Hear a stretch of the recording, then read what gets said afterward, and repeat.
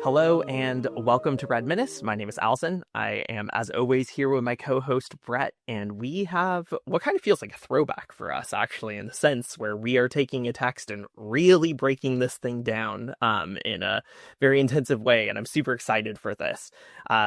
The text we will be looking at for this episode is Friedrich Engels' Dialectics of Nature, which is a real doozy of a text, honestly. It is a pretty overwhelming text to work with, so I think, I'm really hopeful that we can take some time and draw out the lessons from this. This is an interesting text because it was also unfinished and incomplete at the time of Engels' death. It kind of in some sections is sort of notes, in other sections it's full chapters, and so there's a lot of work to kind of draw out the core points that are being made in it, but I think we've done a pretty good job here, and I'm very excited for us to get into it, and I'm just hoping that it will be useful for you all, and we will definitely talk about how what at times might feel very abstract here is, we think, really quite useful. Definitely, and Alyson and I have been going back and forth, and actually I think working for a sustained period of time. We had some rescheduling events that allowed us even more time to dive into the text and, as Alyson said, kind of do our old school throwback scripted explanation of the text. But instead of doing, as we have in the past, a sort of chapter by chapter breakdown, we just instead focused on the core concepts that we want to extract and explain. I think that's better because one of the things about a text like this written in the late 1800s is that the cutting-edge science of the time that Engels is drawing on has been updated, is in some cases outdated. The basic ideas still hold true, of course, but if we were to get lost in that minutia, I think the overall episode would suffer. So we're going to bypass a lot of that, pull out some core concepts, and highlight that. And I think by the end of this episode, the goal is that listeners will have an even deeper understanding of dialectical materialism, how it arose historically, what it means, and have some basis of wrestling with the idea of whether or not dialectical materialism can not just be a political tool, but can be an overall worldview. Mm-hmm. It's sort of my belief, and we'll get into this in the final section when Alyson and I have a more organic discussion around some of the debates, that I think it is a worldview, and whether or not it is or not, I use it as such, and I have for a very long time. And I think that comes out in my work whenever I talk about Buddhism, when I talk about Spinoza. It's very clear, I think, to long-time listeners that it is a worldview. It's a way of apprehending reality in its totality, and that's an explicit argument that Engels is making throughout the text. I do want to say a couple quick introductory comments that have come about in dialogue, specifically, actually, recently with some folks out in Northern California who are trying to replicate our socialist night school program. And we got on a call and we went back and forth. And I talked about how I taught a class on historical materialism and figured that I wouldn't get into dialectical materialism because I saw that as a little bit more advanced. And the comrades from Northern California were saying that they try to do a whole class on dialectical materialism. And as we went back and forth on that, something kind of emerged to me, which is a two-sided point. There are plenty of people, Marxists, etc., who understand, dialectical materialism, who could meaningfully and substantially even define it, but still don't apply it consistently. So it's one thing to understand something abstractly, even to understand it very well in abstract terms. It's another to apply it. So that's a pitfall some people, not many, fall into. But on the other side, I want to encourage people, because for me personally, dialectical materialism was, I think, like the last concept that I can say that I truly, fully wrapped my mind around. It took a long time for me to fully flesh out the nuances and details of it, but importantly, I was already using it. So the message I want to give to people, especially Marxists who are listening to a podcast like this, if I asked you on the spot, in your own words, define dialectical materialism, many of you would rightfully struggle with that definition. And the lack of that definition might make you feel like you can't defend the idea or you can't back it up. But let me just tell you that you're almost certainly using it even if you can't fully define it or understand the philosophical nuances of it in a debate or a discussion about it. When you're connecting the Palestinian struggle against settler colonialism, and you're tying that to U.S. imperialism, and you're tying imperialism to capitalism, and you see that imperialism is globalized capital, right? When you're making those connections, you're practicing dialectical materialism. So I said that to a friend of mine, and that made their response to me was, I would have really liked to hear that when I was developing as a Marxist, because I was intimidated by the concept and the idea. But to hear somebody else say that it was hard for them to wrap their mind around it, and that I'm actually already using it, even if I can't fully define it, that was helpful to him. So a lot of younger comrades or people that are still wrestling with this concept, don't feel bad. You're probably already using it and continue to do so. Do you have any thoughts on that? I have one more comment before we get into it. But Alyson, do you have any thoughts on learning this material? Yeah, I think that's a good point overall, that if you are engaging with the world through the framework of historical materialism, then you are also engaging through dialectical materialism, right? I did a training for a group in the UK recently where one of the things they really want emphasized is what is the relationship between dialectical materialism and historical materialism? And we actually talked a little bit about Stalin's formulation of it, where, if you're doing historical materialism, you're doing dialectical materialism because that is the philosophical base upon which historical materialism rests, right? Exactly. So historical materialism doesn't function absent that. And so, I think intuitively people are already doing it. Now, it gets scary if you're not familiar with philosophy when you go and try to read Lenin or Mao or Engels, and they start talking about the negation of the negation, the interpenetration of opposites, right? These are these very abstract terms that I think can be very overwhelming. I've remembered plenty of times feeling overwhelmed by these concepts. And I think the thing that I just want to encourage is, again, you're already used to thinking about the world in this way. You just don't have the language for it yet. So I'm hoping what we can do here is kind of use Engels' work to give you that language, right? To give you the labels and the concepts so that these trends in dialectics that I'm sure you've already observed when you're looking at society through historical materialism suddenly become clearer concepts that you can then use and apply in other contexts. Exactly. Yeah, I would say dialectical materialism is the highest level of abstraction when it comes to Marxism because it is the broadest possible philosophical framework. The way I explain the relationship between dialectical and historical materialism is that historical materialism is the application of dialectical materialism to the evolution of human societies over time.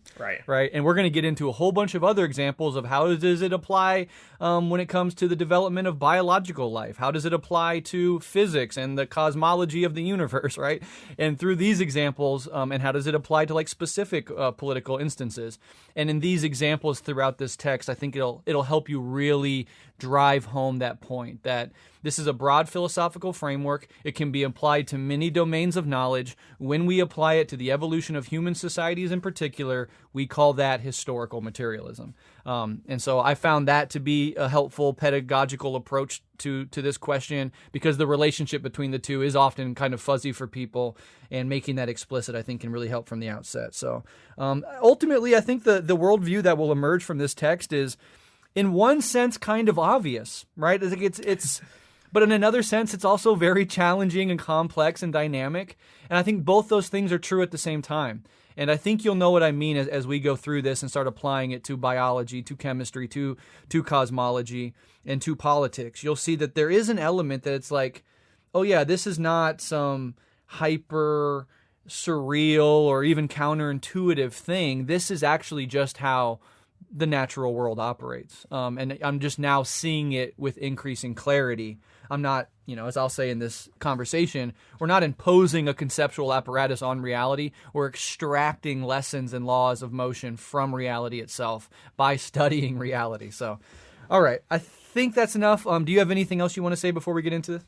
Yeah, I mean, I think, on that last part about like the study of reality and not trying to impose something onto it, I think I'll say upfront, right? This is an unpopular part of Marxism in certain more academic leaning circles, right? When people talk about Marxism as being like teleological or Marxism as totalizing, this is often the part that they point to. And, there's been more recent developments in a lot of Marxist scholarship that are critical of this notion of worldview Marxism and often point to Engels as kind of the person who creates a lot of this worldview Marxism. So I think I do want to be careful up front that there is this critique that has been applied here, and I think we'll be able to respond to that critique and show how what's being developed by Engels here isn't teleology per se, right? It's definitely a worldview, it's definitely foundational, but I don't think it's teleological. I don't think it's just brutally trying to force a framework onto reality. This text is really the opposite of that, right? It's looking at the science of the time and seeing, oh, if we look at the science, it is interesting that dialectics does already map onto it, and that most of the breakthroughs that occur in the later scientific development are breakthroughs precisely because science goes back to a dialectics that already existed in philosophy more broadly. Exactly. Yeah, and to the teleology question, it's an interesting debate, and I think we've gotten into it many times over the years in different texts, and maybe we'll touch on it later in this text. But a similar and analogous question would be to ask, is evolution via natural selection teleological? Right? Right. Does it have a predetermined end? Or is it an open-ended evolutionary process with certain laws that we can discern, but is not necessarily leading inevitably or deterministically to any one outcome? If you radically change the environment in which an organism exists, for example, that organization will adapt or die, will radically change or go extinct. And we know all around the universe that natural environments are constantly being changed by internal or external pressures or whatever it may be. And so I think thinking about that, I think, is helpful, because evolution via natural selection, as we'll talk about in this episode, is dialectical and materialist. It's a concept that most people have a good grasp on because of education, more or less teaching it in our society, and people just having a pop cultural sense of how this thing works. But I wouldn't call it teleological. It's evolutionary, it's processual, but it's not deterministic or teleological. But okay, we'll get into that. So let's go ahead and get into the text itself. Dialectics of Nature by one Friedrich Engels, and in this house we defend Engels. We love Engels. Marxism, it could easily be called Marxism Engelism, and I wouldn't bat an eye. It's just a bit of a mouthful. But let's go ahead and get into it. So Engels begins Dialectics of Nature by tracing the historical emergence of modern natural science. The aim of this book, after all, is to argue for dialectical materialism as worldview, as a way of apprehending reality and natural phenomena as they actually exist. This requires a robust engagement with science, since science is the primary mechanism by which human beings struggle to understand reality and nature. If dialectical materialism is not only a superior way of apprehending reality, but the correct way of doing so, we should expect this to be confirmed through the hard sciences. Dialectical materialism is not a lens that humans merely interpret reality through, nor is it a concept we impose on reality itself. Rather, it is a recognition of how reality actually operates, an evolutionary process driven forward by contradiction, interconnection, and constant motion. Moreover, as historical materialists, i.e., as people who apply dialectical materialism to the evolution of human society, we also understand science as a fallible human creation, which itself emerged out of concrete historical and material conditions, has its own internal contradictions, and is itself an open-ended evolutionary process. Lastly, and importantly, our ability as human beings to fully grasp dialectical and historical materialism could only emerge at a certain time and place due to certain material conditions. Marx and Engels did not invent dialectical materialism. They merely lived at a specific juncture in human history and were engaged in a very particular form of investigation that allowed them to be the ones to first articulate it. Given this, I often say that instead of Marx and Engels inventing dialectical and historical materialism, dialectical and historical materialism invented them. When you fully grasp that point, you will truly understand what these terms mean, I think. So now let's get into the text. Engels opens his book with an eye on achieving two things: tracing the historical emergence and development of modern natural science, while at the same time critically engaging with that development to show both the seeds of dialectical materialism present at its birth, as well as the anti-dialectical conservative constraints imposed on science during its early development.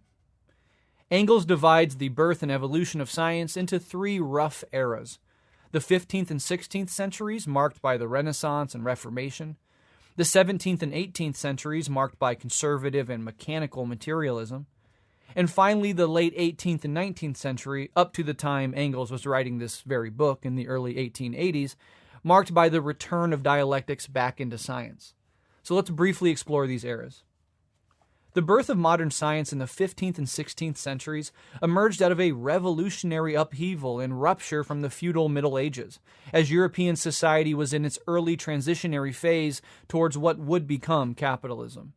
In the century preceding the fall of Constantinople in 1453, Europe had already begun rediscovering classical Greek and Roman texts, sparking a renewed fascination with classical philosophy, art, and literature. The city's fall further accelerated this revival by bringing additional scholars and previously inaccessible manuscripts into Western Europe. At the same time, class struggle continued to rock the foundations of European feudalism. Engels writes about this beautifully, stating, quote, "While the burghers and nobles were still fighting one another, the peasant war in Germany pointed prophetically to future class struggles, not only by bringing onto the stage the peasants in revolt, that was no longer anything new, but behind them the beginnings of the modern proletariat, with the red flag in their hands and the demand for common ownership of goods on their lips.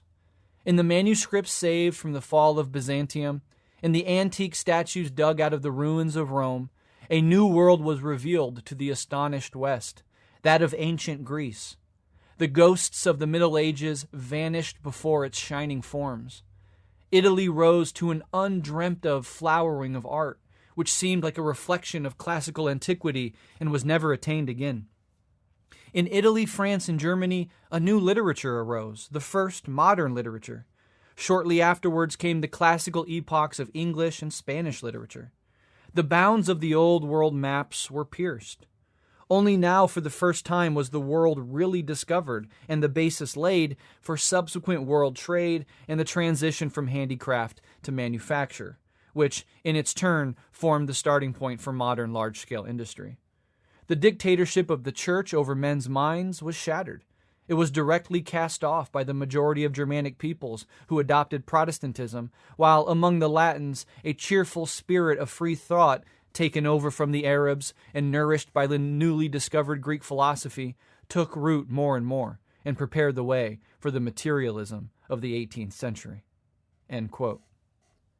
So here we can see Engels engaging in a magisterial articulation of a great historical transition into modernity, encompassing everything from class struggle to literature, from progressive religious movements to the rise of manufacturing. He goes on to highlight the major thinkers of the day, showing how they thought in multidimensional ways that seamlessly flowed through many domains of knowledge. Leonardo da Vinci was an artist, engineer, and mathematician. Machiavelli was a statesman, historian, theorist, and writer. Martin Luther led the charge against the church's spiritual authority as Copernicus shattered the theological worldview with his heliocentric model, displacing humanity from its privileged position at the center of creation. The cutting-edge thinking at this time was not bound by specialization or constrained by tradition. It was truly dialectical, expansive, revolutionary. These earthquakes of cultural advancement created reactionary backlash, and conflict erupted everywhere. And herein lies another great lesson of historical materialism. World historical advancements, always and everywhere, are synonymous with a time of great tumult and class conflict. But after science emerged from its revolutionary womb and was tempered by the backlash that all novelty and progress invite, it entered its second phase, a phase of mechanistic materialism and scientific stagnation in the 17th and 18th centuries. Newtonian mechanics, Cartesian mathematics, and Galilean physics dominated early science, advancing impressive but rigid theoretical frameworks. Science at this time became fixated on mechanical laws, eternal truths, and immutable principles. The natural world and the cosmos itself were subtly and not so subtly viewed as static, eternal, and tightly regulated, a clockwork universe set into motion by a divine creator. This view shaped not only the impersonal deism of America's founding fathers, for example, but also the static and regulated design of their Constitution, conceived as a perpetual mechanism guiding society indefinitely, similar to a clock's intricate machinery regulating the arc of its pendulum. And when it came to first causes, when scientific investigation ran into the brick wall at the end of the chain of cause and effect, God was invoked once again to explain its origins, from Jefferson's Declaration to Newton's planetary motion. There were figures who resisted the divine explanation and tried to explain nature in purely materialist terms, but since the materialism lacked a historical and developmental dimension, it too remained stagnant and underdeveloped.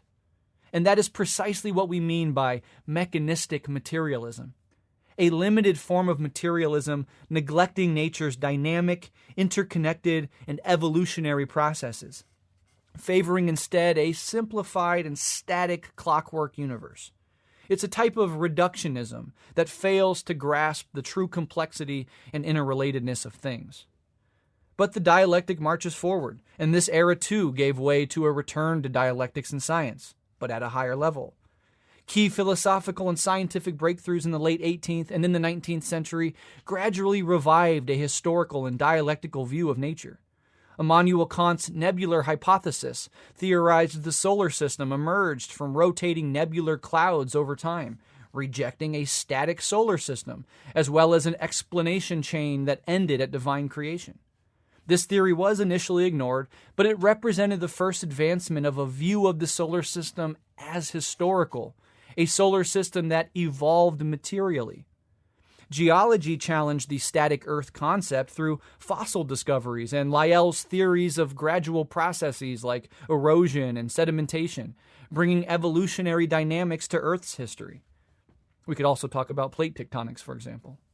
Similar breakthroughs in chemistry and thermodynamics followed, showing the fundamental energies of heat, magnetism, and electricity could be converted into other forms, and that chemistry could bridge the gap between the organic and the inorganic, further dissolving traditional metaphysical barriers between life and non-life.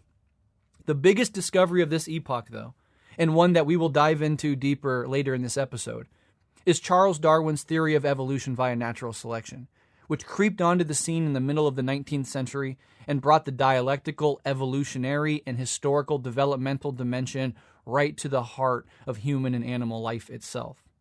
Biological organisms were not immutable, but in constant change. Humans were not created by God and placed on Earth, but evolved out of and through Earth itself, driven forward by contradictions between organism and environment. No wonder Marx and Engels were elated when they first encountered Darwin's theory, immediately writing to him to praise his work.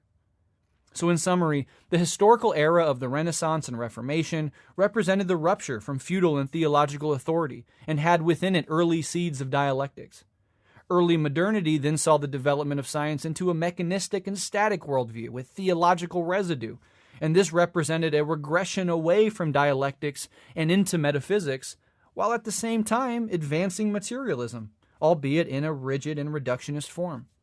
Finally, the late 18th and 19th centuries brought historical, evolutionary, and thus dialectical elements back into materialist science. Every scientific domain, from astronomy and geology to chemistry and biology, began naturally embracing dialectical materialist elements as scientists approached deeper truths. None of these scientists or thinkers, aside from Marx and Engels themselves, necessarily understood their theories explicitly in those terms, of course. But nonetheless, the closer they got to truth, the more dialectical materialist their insights naturally became. Alyson? Awesome. Thank you, Breht. Yeah, I think it is fascinating that Engels opens this book with this history of science that really does look at science through a dialectical materialist lens, right? Mm-hmm. Science itself, not as a static thing, but actually as a process that was shaped through relationships between class struggle and historical development. It's a very cool application. And whenever I read Engels, I just get really excited about how excited he is at science, honestly. And it really shines through in this. Now, what is interesting about this chapter, though, I think think, is that Engels really also looks at the limitations of science and the way that science becomes constrained by ideology and also by metaphysics. You actually see this later on in the text as well, where for all the praise that Engels heaps on Darwin, he also becomes quite critical of some of the ideological assumptions that are smuggled into Darwin. And one of the things that we see in the introduction that Engels begins to tease out is the extent to which philosophy and science became disjointed from each other, and much of the problems of mechanical materialism and metaphysics, which undergirded science during this moment, came from that disjunction. Engels emphasizes the extent to which Greek philosophy actually already contained a dialectical view of the world, albeit not one that was particularly developed or materialistic, but certainly was dialectical. Although the Greeks lacked scientificity, they had a deeper philosophical understanding. Engels writes that, quote, "For the Greek philosophers, the world was essentially something that had emerged from chaos, something that had developed, something that had come into being," end quote. And in the context of all of the examples that Breht talked about, where dialectics comes back into science, those are all precisely the scientific realization of this truth, that the geological history of the Earth points to development over time, points to actually phases in the Earth's development, total separate eras of mass extinction and life coming back and development resetting over and over again. The Earth as we see it today becomes no longer something that has been here forever, but the product of processes and cycles and relationships between different forces. At the same time, again, we see this in evolution, right? The evolution is, again, the thing that Engels always comes back to, where we see the development. Species aren't eternal realities that God made at the beginning of time, but rather they are things that emerge and have histories. The lack of an eternal existence of the universe and the idea that the universe is a thing which came into being was unfortunately lost by the natural sciences as they began to fall into their more ossified views of nature during the period of, crass and reductive materialism. The natural sciences were, during this period of their emergence, still essentially tied to Christian theology, as Breht pointed out. And so they were able to justify their philosophically emaciated metaphysics with an appeal to a divine creator who set the world in order or in motion once and for all.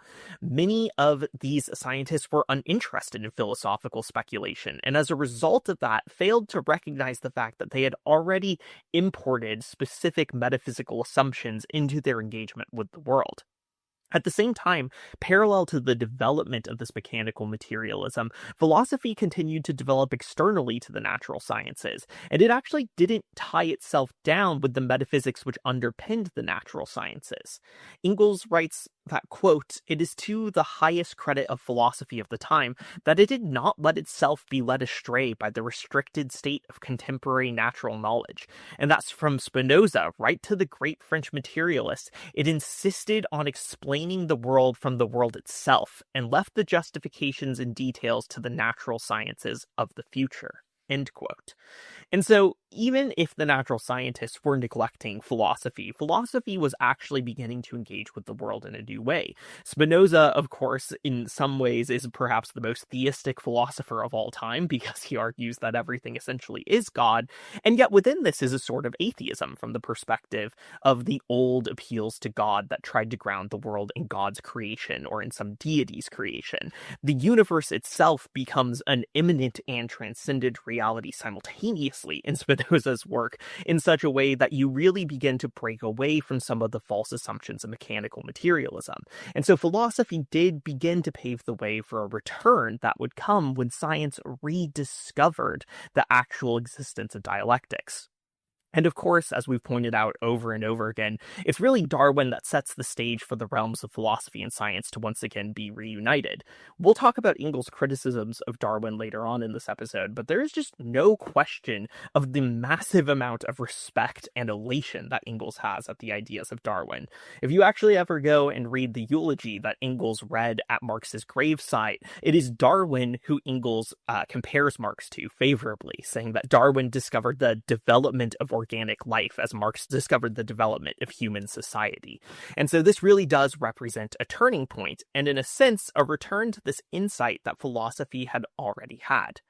Engels writes that Quote, thus we have once again returned to the point of view of the great founders of Greek philosophy, the view that the whole of nature, from the smallest element to the greatest, from the grains of sand to suns, from protists to men, has its existence in eternal coming into being and passing away, in ceaseless flux, in unresting motion and change, only with the essential difference that for the Greeks was a brilliant intuition, is in our case a result of strictly scientific research in accordance with experience, and hence also it emerges in a much more definite and clear form. End quote. Science, in its phase of renewal, then enters into an increasingly dialectical understanding of reality. While Darwin allowed for a dialectical understanding of biology, astronomy too began to turn to the emergence of planets. The geological history of the Earth itself was unveiled, and finally we were able to break free from the constricting chains of metaphysics. What is frustrating to Engels and to contemporary readers like myself is the extent to which these insights were already present in philosophy all along. One doesn't need to wait for Kant to see a dialectical orientation towards ontology. Engels traces it all the way back to the Greeks, but there was a certain denigration of philosophy that became a problem. And in this denigration, I think we can see errors of those schools of thoughts which seek to constrain the usefulness of philosophical speculation, or which assume that the experience of the world as it is all that's needed to understand reality. There's a kind of base empiricism which underlies the natural science era of mechanistic determinism that Engels criticizes. And this naive imperialism assumes that the ability to observe the world through sense data and then investigate further through experimentation provides all the possible insights that one might need to understand nature.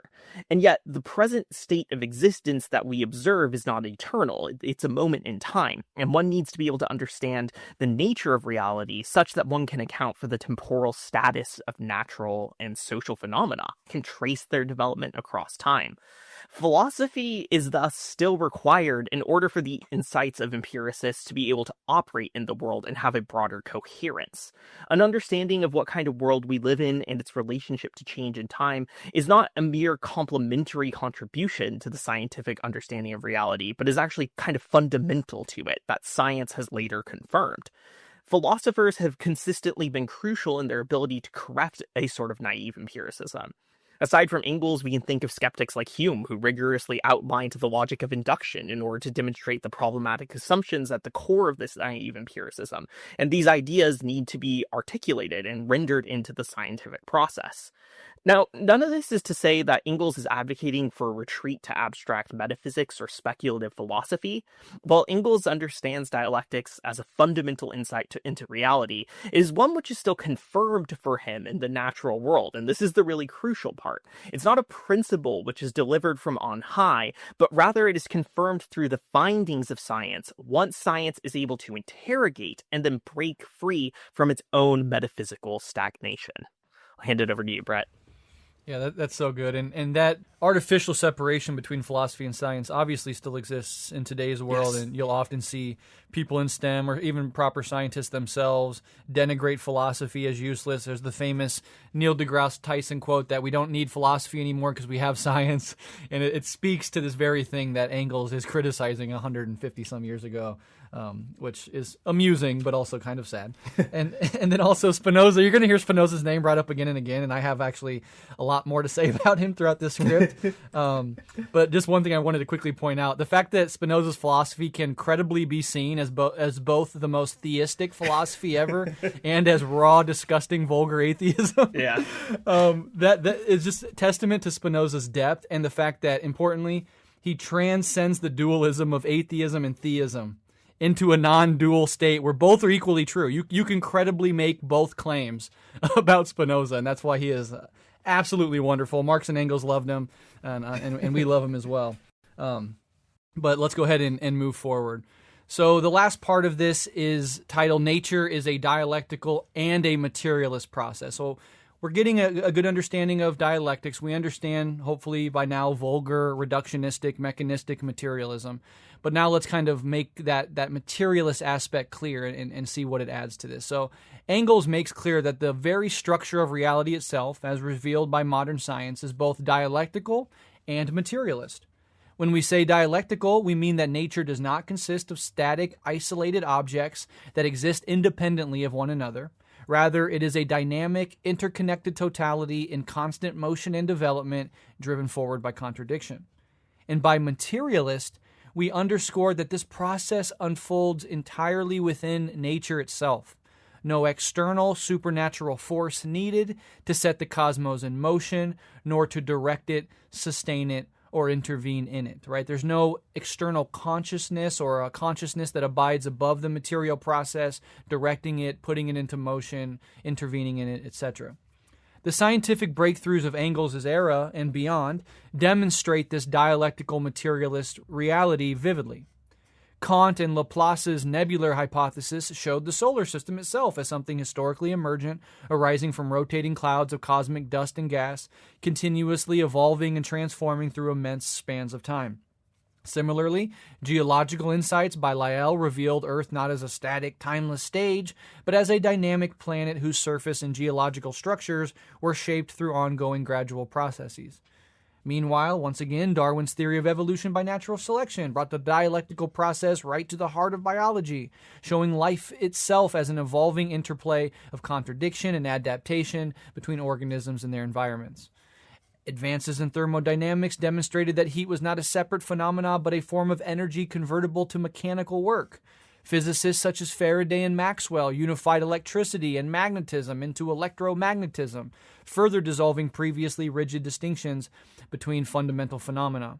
And building upon these unifications later on in the 20th century, after Engels had passed away, of course, Albert Einstein's mass-energy equivalence, E equals mc squared, revealed a profound connection between matter and energy, showing they are interconvertible aspects of a single physical reality. So taken together, these scientific discoveries don't merely affirm dialectical materialism as a theoretical lens, they reveal dialectical materialism as the essential structure of reality itself.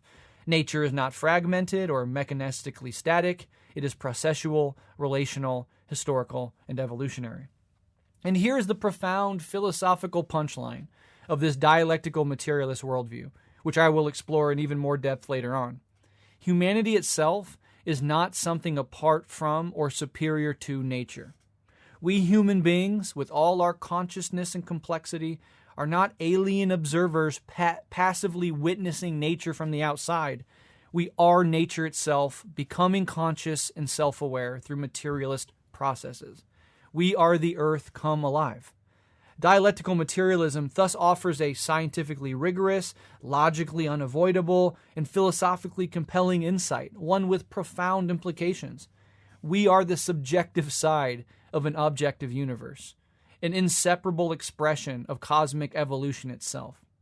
To grasp dialectical materialism is, therefore, to realize with astonishing clarity that we are nature waking up to itself. Dialectical materialism, by its very nature, is the philosophical foundation from which we can weave together all expressions of human life, from the scientific to the religious, from the philosophical to the artistic, and not as a conceptual imposition we make on reality, but as an acknowledgement that this is how reality already is.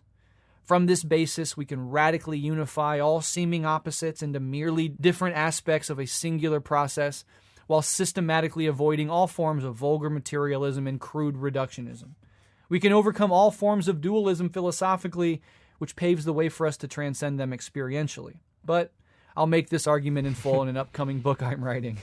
Anyways, now that we have a firm grasp of the scientific and philosophical trail that Engels is blazing here, we can move into an even deeper explication of the laws and nuances of dialectical materialism. Alyson? Yeah, so I'll go ahead and take us into this with the first one that we are going to look at, which is the unity and the struggle of opposites.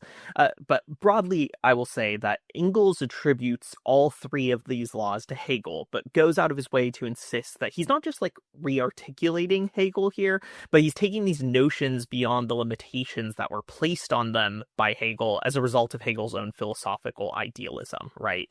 And this is really the relationship that we always see articulated between Marx and Engels and Hegel Hegel, and that they're interested in the structural aspects of Hegel's argument, but as Marx puts it, they turn him on his head by inverting his idealism and favoring a materialism.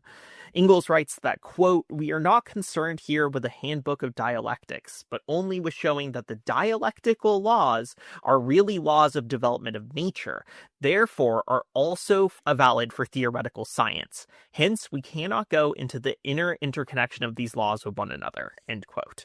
So again, Engels is saying that he's not going to go into an insane amount of depth here, although I've drawn on some secondary sources to try to flesh it out beyond where he goes, but that these laws, which Hegel really understood as laws that governed thought and reason, actually are laws of natural development. And this is a much broader and more interesting claim that he tries to substantiate here. Now, I'm going to look at some of the scientific examples that Engels puts forward for this, and it's worth noting that science has changed since Engels wrote this, so I'm not trying to say you should one-for-one take the scientific claims that Engels makes, although I would say later developments around the idea of the conservation of energy have largely validated a lot of what Engels has to say around this, but that is a separate question that can be gone into in more depth. So we'll start with the first of these laws of dialectics, and thus the laws of development of nature, which is the unity and struggle of opposites. And here I'm actually going to quote a Marxist scholar, V.J. McGill, for a really, really simple explanation, where in one sentence he says that, quote, "The unity of opposites, which Lenin describes as the most important of dialectical principles, states that a thing is determined by its internal oppositions," end quote. If you've listened to our episode of On Contradiction about Mao, you should be hearing connections there as well to Mao's notion of internal contradictions being the primary determinant of a phenomena. So that's all abstract. Let's try to make this more concrete. One can see this unity of struggle and opposites quite clearly in Engels' discussion of motion, actually. And motion is not something which happens in isolation, according to Engels. When motion occurs, it's because bodies within the universe are acting on each other and are ultimately changing places with each other in some sense. And this might sound abstract, because sometimes, like when I move my body, it doesn't seem clear immediately and intuitively that this isn't something that is happening in isolation. But for example, I put my hand in front of my face and I move it around. My hand is not merely moving in empty space. Its motion displaces molecules in the air, and this motion itself is a complex arrangement of attraction and repulsion of bodies in space, according to Engels. Engels writes that, quote, "Hence, the basic form of all motion is approximation and separation, contraction and expansion. In short, the old polar opposites of attraction and repulsion. It is expressly to be noted that attraction and repulsion are not regarded here as so-called forces, but as simple forms of motion, just as Kant has already conceived matter as the university of attraction and repulsion. What is to be understood by the conception of forces will be shown in due course. All motion consists in the interplay of attraction and repulsion. Motion, however, is only possible when each individual attraction is compensated by a corresponding repulsion somewhere else. Otherwise, in time, one side would get the preponderance over the other, and then motion would finally cease." End quote. Thus, motion, which appears as a unitary phenomena, only exists because of the internal opposites of repulsion and attraction, according to Engels. This is a very simple understanding of the way opposites play out with motion, and Engels actually spends a chunk of the text demonstrating that repulsion and attraction are actually very complicated realities with many subphenomena, but the point still stands, and in Anti-Düring, actually, Engels clearly moves from this example to the claim that the unity and struggle of opposites is a broader law in the development of the natural world. So I'll quote Anti-Düring here just briefly. Engels writes that, quote, "If simple mechanical change of place contains a contradiction, this is even more true of the higher forms of motion and matter, and especially of organic life and its development. Life consists precisely and primarily in this, that of being is at each moment itself and yet something else. Life is therefore also a contradiction, which is present in things and processes themselves, and which constantly inherently originates and resolves itself as soon as the contradiction ceases. Life too comes to an end and death steps in. We likewise saw that in the sphere of thought we could not escape contradictions, and that, for example, the contradiction between man's inherently unlimited capacity for knowledge and its actual presence only in men who are externally limited and possess limited cognition finds its solution in what is, at least practically for us, an endless succession of generations and infinite progress. So, if we want to understand motion, if we want to understand life, if we want to understand cognition, these phenomena are defined by and can only be understood based on the unity and the struggle of opposites that occur within them. And at various times in the history of a phenomena, there may be different predominant expressions of unity or opposition. Mao later develops this into the notion of phenomena in states of rest or in states of change. In the former, the unity of opposites is primary, although struggle still exists, while in the later, the struggle of opposites comes to the forefront, and we'll get into this a little bit when we look more into the ceaseless motion of the universe. But this idea applies not only to what is commonly conceived of as the natural world, but also to social phenomena which arise within history, which I will note, as Breht has argued, is still a part of the natural world, right? But we conventionally think of these as somewhat separate. The development of all social phenomena is likewise driven by a struggle of opposites, and the calcification, however temporary, of a given social arrangement is an expression of the unity of those opposites. Obviously, for Marxists, this is expressed most clearly within class contradictions. The interests of the ruling class and the working class exist in fundamental opposition to each other. The transition from one historical stage to the next occurs on the basis of this opposition. When the struggle of opposites emerges within a given societal contradiction, we can have a revolution. Revolutionary rupture occurs as society transitions from a state of rest into a state of motion, and that change occurs on the basis of this struggle of opposites. The necessary rupture then resolves itself through the transformation of the thing into its opposite. That is to say that the working class becomes the new ruling class in a sense, and is transformed through the revolution, the seizure of state power, and thus a resolution of the contradiction finally takes place and the old social order dies as a new one emerges. And yet, we also have to recognize that we are not constantly in states of revolution within society, right? Although revolutions do become inevitable at certain points, they are not constantly happening. Societies spend decades or centuries in states of relative rest, during which time a unity of opposites can create the conditions for this stability. Despite the fact that the interests of the two warring classes remain fundamentally at odds with each other, their opposition can have a counterbalancing effect with historical eras of reform or cooperation, and it is this loss of harmony and counterbalance which ultimately creates the shift back to struggles later on. Such states of rest are fundamentally temporary, as struggle, rather than the unity of opposites, is the fundamental reality of the contradiction. And so, both in what we can think of as the realms of the natural sciences and in society, we can see this transition between the predominance of unity, the predominance of struggle, and the way that both of them are fundamental to what a phenomena is. Hopefully that makes some sense. I will be elaborating even more on this in a later section, but this is kind of this first notion of dialectics. Brett, I'll pass it over to you.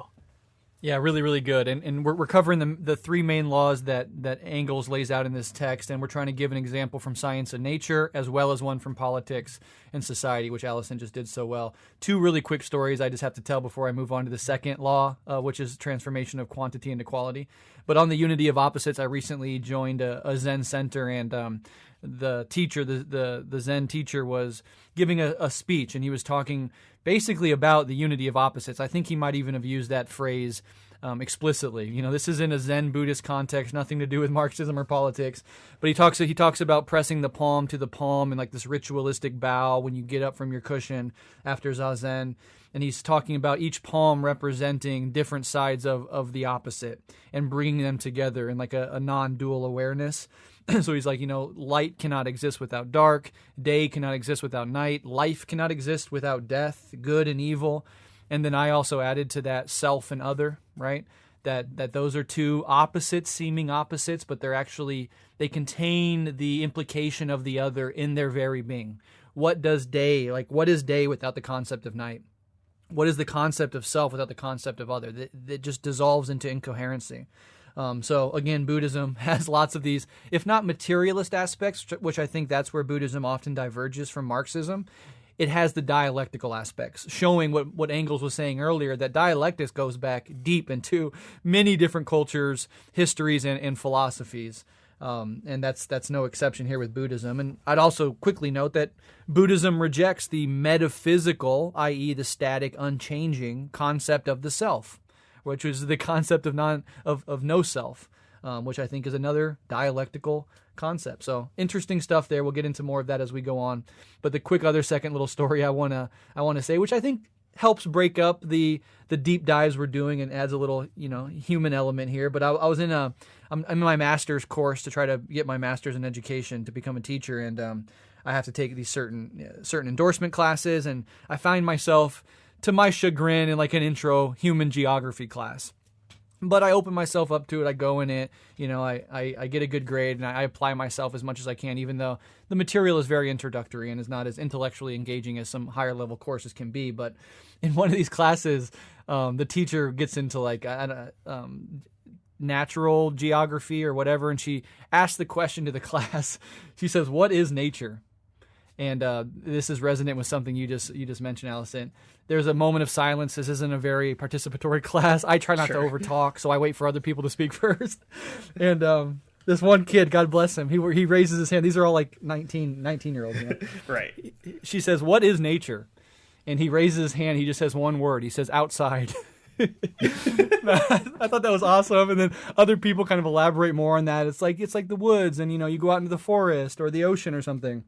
And then after everybody said something, I raised my hand, and I brought this complexity into it. I was like, there is no separation between, right. human society and nature. Our philosophy and our art is just as natural as the rivers and the trees.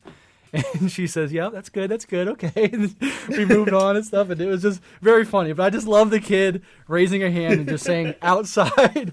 I was like, "No, brother, nature's in here too." Right. Okay. That aside, let's get into the second law of dialectical materialism in this text, which is the transformation of quantity into quality.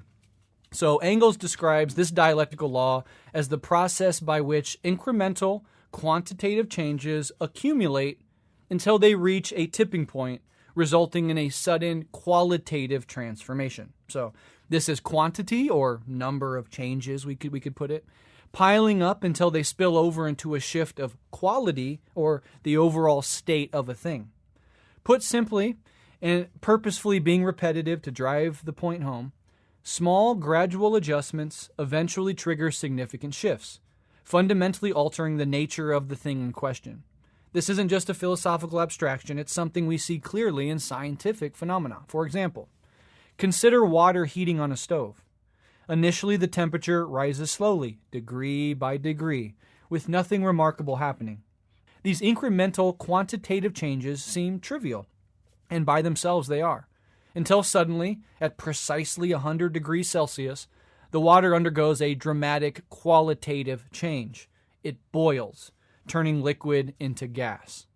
This transition from water to steam illustrates vividly how accumulating small quantitative changes eventually precipitate a profound shift in quality. This also works in reverse, right? Turning room temperature water into ice by lowering the temperature degree by degree. In evolutionary biology, the law of transformation of quantity into quality is vividly illustrated in the process of speciation. Small, incremental genetic mutations accumulate over many generations. Quantitative changes that may seem insignificant on their own, like minor variations in traits like colorization, size, or behavior, or they may not even be apparent at all. Actually, most of them aren't. But as these mutations build up, as their quantity mounts, they can eventually reach a tipping point where a population becomes so genetically distinct that it can no longer successfully reproduce with the original group. At that moment, a qualitative leap occurs. A new species emerges. Thus, the gradual quantitative accumulation of genetic change give rise to a fundamentally new form of life, another clear example of dialectics in nature.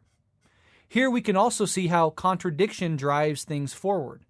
Just like the contradiction of water in its liquid form in the presence of heat drives changes in the water's qualitative state, and just like contradictions between an organism and its environment drive evolution, natural selection working on the organism's genetics as the mechanism of its transformation over time. The speed of a gazelle and the speed of a cheetah are produced by the contradiction between them. The cheetah needs to run fast enough to catch the gazelle, and the gazelle needs to run fast enough to escape the cheetah. An arms race of speed commences, driving both animals to their biological limits with regards to how fast they can move their bodies through space, indeed, reshaping their bodies themselves in the process. And remember, in neither example above are we imposing concepts on nature. We are merely observing how nature actually operates and extracting these general laws from it. This is how dialectical materialism stays tethered to reality and remains scientific in its approach. Now that we have an idea of how this law of dialectics works in nature and science, let's shift to the political realm. So politically, we see this dialectical law at work clearly in the build-up to revolutions. For instance, consider the Russian Revolution of 1917. Decades of growing economic hardship, increasing political repression, and social grievances accumulated gradually. Every small incident alone seemed insufficient to trigger drastic change. Yet, as these incremental pressures built up quantitatively, society reached a critical threshold, exploding suddenly into a qualitative shift, revolution. Tsarist autocracy was overturned, and a radically new political system emerged, illustrating how long-term quantitative struggles can abruptly shift the very structure of society itself. This is both continuity and rupture, right? A continuation of Russian history and culture, but a rupture from those aspects of its old forms that were constraining progress and creating unresolvable contradictions.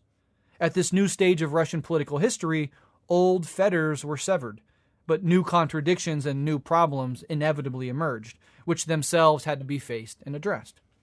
Here in the United States, we can see this process operating as well, both presently and historically. The abolition of slavery was a qualitative shift after decades of quantitative buildup. Countless slave revolts, contradictions in the founding documents and the existence of slavery, the example of the Haitian Revolution just off the U.S.'s coasts, abolitionists organizing for years, the creation of the Underground Railroad, the economic contradictions between Northern industrialization and Southern agrarianism, John Brown's raid on Harper's Ferry, etc., etc. Each of these examples by themselves were not enough to overturn slavery, but each contributed crucially to a process that eventually spilled over into a qualitative shift in the state of slavery in the United States. If we were to take out several of these pieces from history, slavery would have almost certainly persisted longer than it did. If we removed all of them, slavery would not have been overturned at all. And again, what drove the shift from quantitative buildup to qualitative rupture? Contradiction itself. In our own time, we seem to be building towards some sort of transformation. This does not necessarily mean revolution, of course, as societies can have many forms of qualitative shifts. The shift from the Gilded Age to the Progressive Era to the New Deal and eventually into neoliberalism were significant qualitative shifts in the nature of American government, economics, and social life, one could argue. Revolution and civil war are simply two of the more significant forms that qualitative change can take. In any case, we see many quantitative changes in our society today. From the WTO protests in the late 90s, to the anti-war protests in the early aughts, to the rise of Occupy after the 2008 financial collapse, then on to the emergence of Bernie Sanders' campaign, through the Black Lives Matter uprisings, anti-fascist formations, a strike wave, and the resistance to the genocide in Palestine. The working class and anti-imperialist forces have grown, despite immense reaction and pushback from the ruling class and the media. Moreover, during that time, the left itself has shifted, I would argue, from an anarchist-dominated posture through a more social democratic posture to, I believe, an increasingly Marxist posture, representing a maturation process. That will be spicy to some, but I think most of you will go along with me on that. Economically, the contradictions also continue to mount with the cost of living crisis, a housing crisis, low wages, few opportunities, and a truly disorienting level of inequality, which itself turns around to further cannibalize and corrupt an already geriatric and corrupt political process. I could continue on for hours, describing the quantitative buildup of changes and how they are being pushed forward by mounting contradictions, but I think you get the point. Those who do not understand dialectical materialism say things like, or historical materialism for that matter, say things like, nothing ever happens, or take the black pill and feel hopeless that change will never come. But those of us who do understand know better. Something has to give, and it will. What the qualitative shift looks like is unknown and, importantly, not predestined. It will be determined by struggle and organization, and only truly made sense of in retrospect. But it is coming. This is unavoidable. Nature, and thus human society, which is a part of nature, is in constant motion, always evolving, subject to endless change. This can be scary, but it's never boring. And by fully and completely embracing that everything, including yourself, is in constant flux, you can stop resisting that flow of change and become resilient in the face of it. But I digress. The next law of dialectics that Engels lays out is negation of the negation. So let's quickly get into that. Engels identifies this law as the dialectical process through which development proceeds by negating previous stages, then negating that negation, effectively spiraling upward toward higher forms of complexity and integration. It is not merely the destruction of old forms, but their transcendence and incorporation into something newer and more advanced. Here again, we come upon the pattern of continuity and rupture, or as I often call it, transcendence and inclusion. It's never a full break from what came before it. How could it be? The new must emerge out of the old, as plants must emerge out of the soil. The visual metaphor of an upward spiral is useful here to think about this process. To complicate it needlessly, it might be more apt to think of a double helix structure, or a yin-yang symbol stretched out and upward into a spiral, representing the unity of opposites and the inherent role of contradiction. But in reality, such visual metaphors, even quite sophisticated ones, can only vaguely gesture toward the complex reality, as dialectical materialism simply cannot be condensed into a single image or visual representation. Scientifically, a powerful example of this law comes from evolutionary biology. Early simple life forms, single-celled organisms, were eventually negated by more complex multicellular organisms. The first negation didn't simply destroy life, it elevated it into greater complexity. Later, specialized, differentiated species emerged from these multicellular organisms, again negating prior forms. Each evolutionary stage both destroyed and preserved aspects of its predecessor, demonstrating clearly this dialectical spiraling, negating previous stages and integrating them into higher forms of life. In political terms, this dialectical movement can be seen in historic transformations like feudalism giving way to capitalism, and capitalism in turn creating conditions for socialism.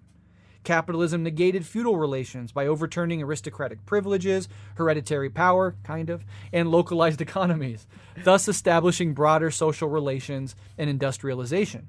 Yet, capitalism itself contains contradictions, exploitation, inequality, crises, just to name a few, which lay the groundwork for its own eventual negation. The socialist transition represents a further negation. It doesn't simply destroy capitalism's technological advancements or economic interconnectedness.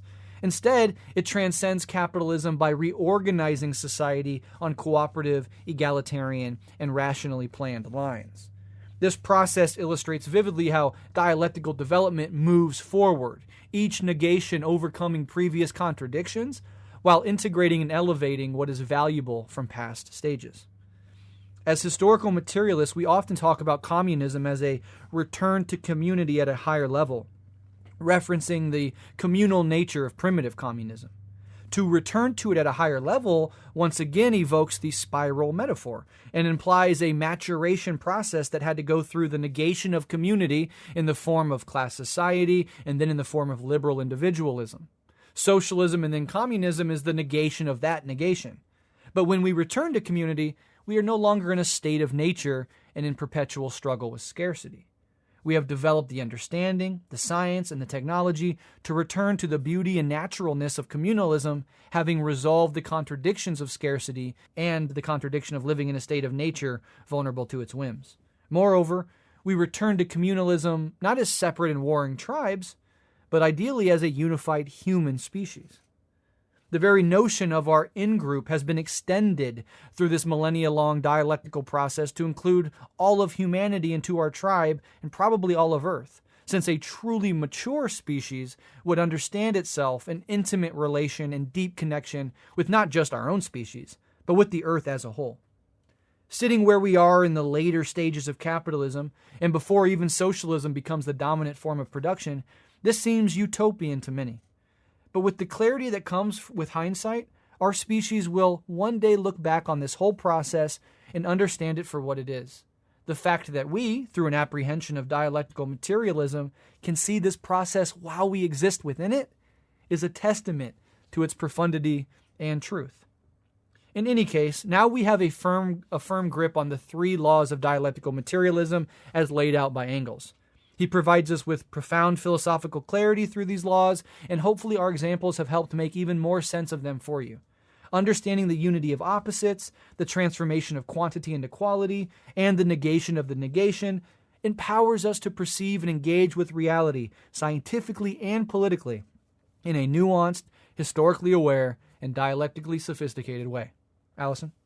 Awesome. Very, very well said, all of that. I'm so impressed by your ability to turn to contemporary examples as well and just try to ground everything. So hopefully for everybody, it's not too overwhelming, but now that we have those kind of three core principles of dialectics, we're going to look at four other secondary points about dialectical materialism that Engels lays out. We're going to be a little bit faster here. These will have a little bit less depth, but hopefully they will help to kind of ground your understanding of the three that we just talked about, because they all in various ways tie back to those primary three principles.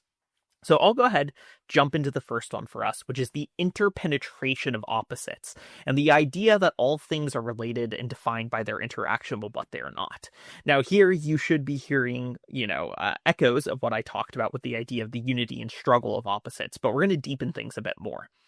So as I've discussed contradictions between opposites so far in this episode, I have, for simplicity's sake, spoken of opposites as obviously and totally distinct from each other. Repulsion and attraction, understood at the most basic level, seem like totally distinct opposing forces. But Engels actually exists that as one dives deeper into these phenomena, their interpenetration becomes more clear, and they cannot be understood as fully distinct or separate phenomena. On a very basic level, each takes on its meaning and its definition in relation and interaction with the other. This is a basic philosophical and dialectical insight. Even within moments of relative rest, the two oppositions within a contradiction are mutually constitutive in a way that demonstrates their interpenetration. For example, if we think about this on the level of society, the working class is only ever the working class precisely because of its relation to the opposing class, which pays for its labor. Engels demonstrates another aspect of interpenetration quite simply in his exploration of cause and effect as well, which I think will make this a little bit easier to grasp, and then we can return to the social.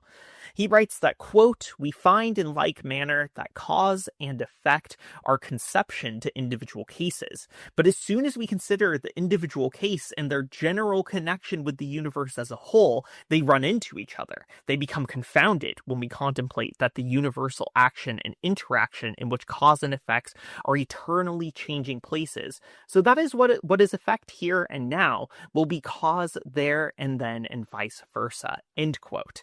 And so the interpenetration of opposites is clear here. Cause and effect, which are understood as opposite to each other, are only meaningful in relation to each other and are constantly transforming one into the other depending on which moment in a sequence or a process one is examining. The transformation of a thing into its opposite is a notion which arises to the forefront here. Change becomes effect, and effect becomes change depending on which relation one seeks to understand. For example, if we look at the proletariat, we see them as the working and subjected class when analyzing capitalism. But if we then look at the social transition to socialism, they are no longer the subjected class. They become the dominant class within society. And so the interpenetration contradiction of opposites is really always at play, and opposites are always mutually co-constituting each other and transforming one into the other. Now, the second sort of secondary principle that I will talk about is the idea that everything is in motion, and that rest is really temporary, and motion is the actual default state of matter. I've already hinted at this in my above discussion of the unity and struggle of opposites, but it follows from that dialectical principle that rest is a state which is fundamentally temporary within nature. Rest occurs when the opposing sides of a contradiction reach equilibrium, but the contradiction itself can't stay in that state indefinitely. Even in moments of relative rest, the struggle of opposites is still at play, and it can rupture any moment, just based purely on internal contradictions. And although the unity of opposites is an expression of the internal contradictions of phenomena, these contradictions also don't constitute the whole of reality. The interrelation of all phenomena means that there are external contradictions which also exist. Dialectics shows that internal contradictions are primary, but it does not deny the existence of external contradictions or that they can impact the state of a given thing. These external contradictions can act on a phenomenon in such a way that they disrupt a state of equilibrium achieved by the internal contradictory realities within the phenomena, and the state of rest which it might once have been in inevitably transitions back into a state of change. Rest and motion also demonstrate the extent to which the interplay of opposites is tied up with the transformation of quantity into quality and vice versa in an interesting way. To quote Mao here, who really is engaging with all of this in on-contradiction, quote, "There are two states of motion in all things, that of relative rest and conspicuous change. Both are caused by the struggle between two contradictory elements contained within a thing. When the thing is in the first state of motion, it is undergoing only quantitative and not qualitative change, and consequently presents the outward appearance of being at rest. But when the thing is in the second state of motion, the quantitative changes of the first state has already reached its culminating point and gives rise to the dissolution of the thing as an entity, and thereupon a qualitative change ensues, hence the appearance of conspicuous change. Such unity, solidarity, combination, harmony, balance, stalemate, deadlock, rest, constancy, equilibrium, solidity, attraction, etc., as we see in daily life, are all the appearance of things in the state of quantitative change. On the other hand, the dissolution of unity, that is the destruction of this solidarity, combination, harmony, stalemate, rest, constancy, equilibrium, solidity, and attraction, and the change of each into its opposite are all the appearance of things in the state of qualitative change. The transformation of one process into the other. Things are constantly transforming themselves from the first into the second state of motion. The struggle of opposites goes on in both states, but the contradiction is resolved through the second state. And that is why we say that the unity of opposites is conditional, temporary, and relative, while the struggle of mutually exclusive opposites is absolute." End quote. And so again, Mao does this interesting thing tying this notion back into the transition from quantitative to qualitative change. But the point is that rest from the dialectical perspective is always temporary, whether it is disrupted from external factors or if internal factors change such that struggle reemerges. The universe is not in a state of rest, but is in a state of motion. And this motion is absolutely fundamental to reality itself. Brett, I'll pass it over to you. Yeah, and it's really brilliant and important to quote Mao there, because we have to understand that Engels puts out Dialectics of Nature.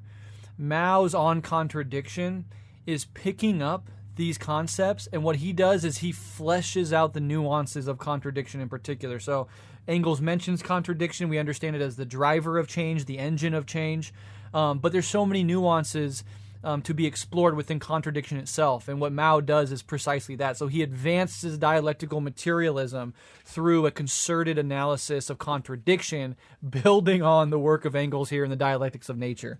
Obviously, Alyson and I have an episode on contradiction. You can go listen to that next and really, really deepen your understanding of this stuff. But yeah, he's interested in primary and secondary, antagonistic and non-antagonistic contradictions, the hierarchy of relationships within a contradiction. And so that's really important work to flesh out some of these things that Engels doesn't quite get to in this work. And I think Engels reading on contradiction would be nodding in Yes. pleasant approval for sure. All right. These last two principles, as Alyson said, they feed into and are kind of nuances and fallout from the three laws. So they're secondary to the three laws, but they're important wrinkles to explore. So 3 and 4. 3 is that nature is historical. I'll be very quick here. Another core principle of dialectical materialism, which is deeply related to all the other principles and laws, is that nature is historical. Since it is in constant state of change and evolution, it has a past that is different from its present.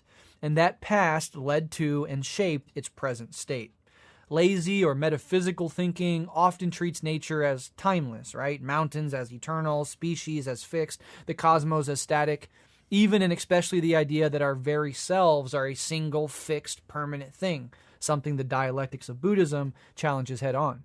Dialectics insists that nature itself has a history, and that history is inseparable from its present and its future. Engels shows this through geology, astronomy, biology, and chemistry.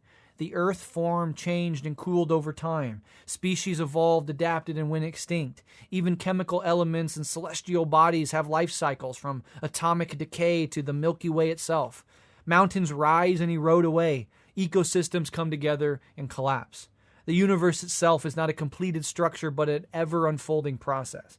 This principle breaks from static and metaphysics and divine creation narratives by rooting nature and everything in it firmly in time and development. Just as human societies have histories, so too do stars, planets, life forms, and the matter that composes them. Nature is not the background for history, it is historical.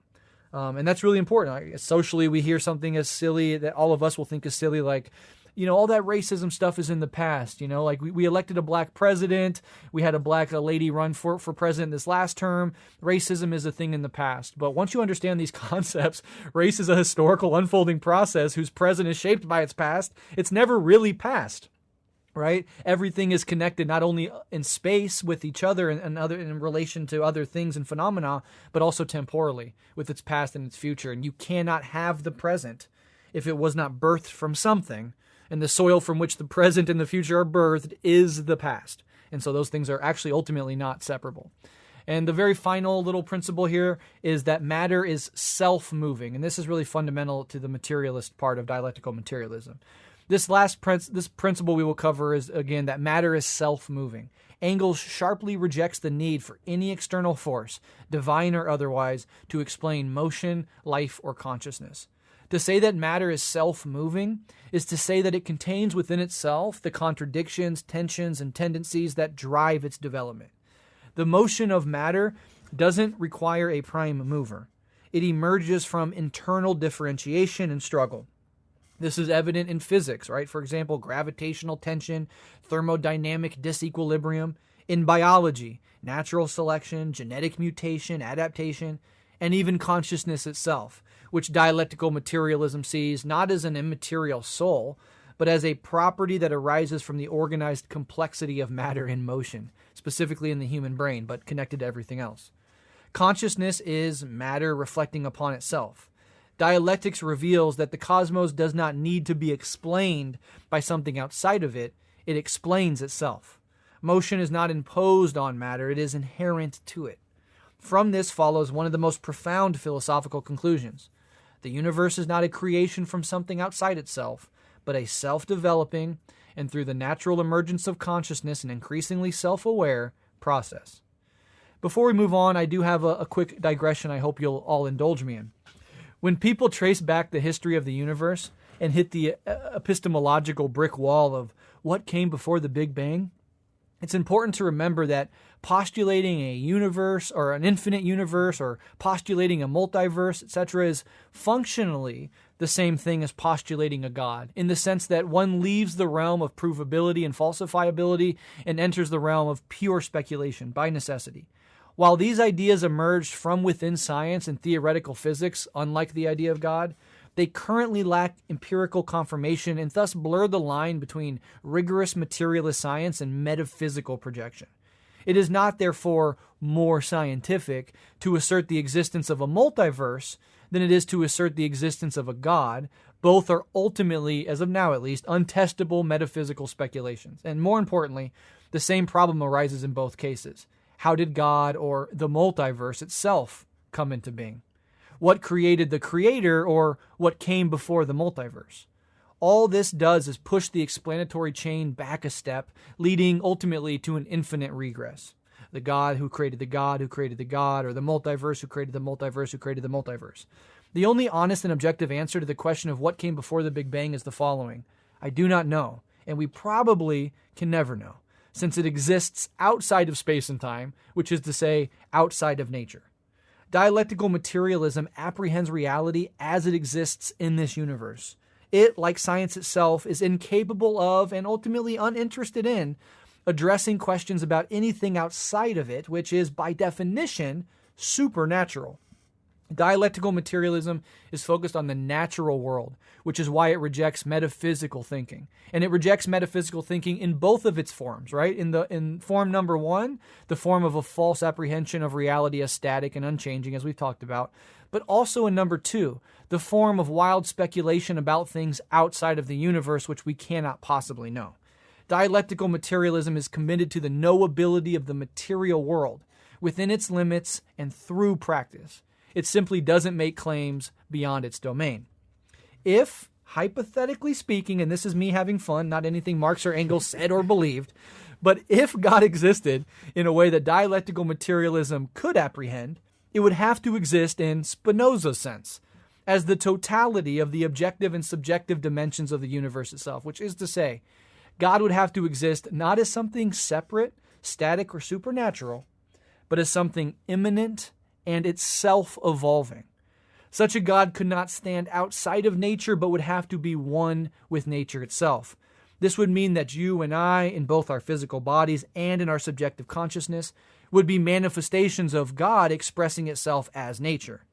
The stars, the mountains, the nebula, and the flowers would be aspects of God's one body, and the consciousness of frogs, owls, humans, aliens, and maybe one day AI would be aspects of God's one mind. This version of God dissolves radically and completely into nature. And you can see why Spinoza was accused of being an atheist in his time. If God is everywhere, he is nowhere. If he is everything, he is no thing. In the final analysis, perhaps Spinoza was just repurposing theological language to poetically argue for a thoroughly materialist philosophy. In any case, Spinoza was a crucial historical thinker in the advancement of materialism. Engels once wrote that, quote, Spinoza is the forefather of all modern materialism, including Marx's, end quote. And it is unquestionably true that core Spinozist themes, naturalism, materialism, immanence, and the rejection of dualism, run through both their work and laid a sort of necessary philosophical foundation for the eventual construction of dialectical materialism itself. Anyways, let's get back to the text and move into the next section. Alyson? Awesome. Yeah. So next we'll talk about Darwinian evolution as dialectical materialism, but obviously I have to shout out how much I love the section on Spinoza. I think at the end we'll probably go back to Spinoza once again in this episode because there's just no way of getting away from him, how important his conception of the universe honestly is. But getting back to the text. So I'm going to look a little bit at the next section where Engels discusses the work of Darwin and also some of his writings about Darwin in the notes at the end of this text where we start to see the critical aspects of Darwin. And I think in both we see Engels' incredible appreciation for the work that Darwin developed and how it contributed to the dialectical materialist understanding of the world, and also an interesting critique of the scientific limitations of Darwin that further elaborates dialectics in an interesting way. So we've discussed it already, but for Engels, the work of Darwin represents just an absolutely massive contradiction to a dialectical understanding of the natural world. It is the work of Darwin, in his work, the totality of biological reality becomes unmoored from the great chain of being, this divine metaphysics that had been dominant for so long in European thought and which had been smuggled into mechanical materialism, albeit in less explicitly spiritual forms. Biology was transformed from an eternal reality to an immanent and emergent reality into a process. In the Darwinian understanding of the origin of species, a given species has to be understood as a product of complex interactions between biological processes and the material world around them. The evolution of species is driven by competition within given ecological niches, and species emerge and then reproduce through their ability to adapt to these changing realities. Thus, a dialectical understanding of biology is just unquestionably baked into Darwin's theory of evolution, and specifically a materialist understanding of biology as well. It is the material realities that constrain the reproduction of the species, that constrain the conditions in which adaptation can occur in. And so biology is not its own realm separate from geography or geology or all of these other fields, but is precisely the product of the interplay of these material realities. And so it's not hard to see why this becomes such a transformational moment in this development of science for Engels. Again, as I said before, it is Darwin that he compares Marx to in his eulogy for Marx. This is really an incredible contribution. And yet at the same time, I think it's interesting in this text that Engels remains critical of Darwin. In the later parts of this, he argues that Darwin, though thoroughly dialectical, still muddies the realities of natural development in some ways. And I think by just taking a brief moment to look at Engels' writing here, we will actually learn more about dialectics. Engels writes at the end of this text that, quote, Darwin's mistakes lie precisely in lumping together in natural selection, or the survival of the fittest, two absolutely separate things. 1. Selection by pressure of overpopulation, where perhaps the strongest survive in the first place, but can also be the weakest in many respects. And 2. Selection by greater capacity of adaptation to altered circumstances, where the survivors are better suited to these circumstances, but where this adaptation as a whole can mean regress just as well as progress. For instance, adaptation to parasitic life is always regress. The main thing that each advance in organic evolution is at the same time a regression, fixing one-sided evolution and excluding the possibility of evolution in other directions. This is, however, a basic law. End quote.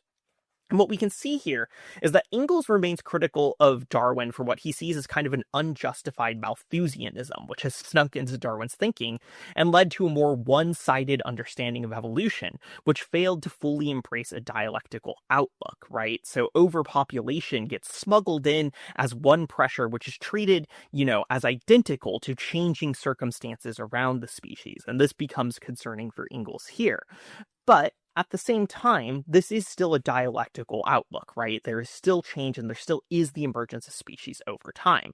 And Engels really explains why this matters when he further criticizes Darwin for a lack of precision around the meaning of struggle for life. And he again points to a certain one-sidedness that overemphasizes struggle while being inadequately attentive to unity within Darwin's work. Quote, the struggle for life. Until Darwin, what was stressed by his present adherents was precisely the harmonious cooperative working of organic nature, how the plant kingdom supplies animals with nourishment and oxygen, and animals supply plants with manure, ammonia, and carbonic acid. Hardly was Darwin recognized before these same people saw everywhere nothing but struggle. Both views are justified within narrow limits, but both are equally one-sided and prejudiced. The interaction of bodies in non-living nature includes both harmony and collision, that of living bodies' conscious and unconscious cooperation, as well as conscious and unconscious struggle. Hence, even in regards to nature, it is not permissible one-sidedly to inscribe only struggle to one's banners.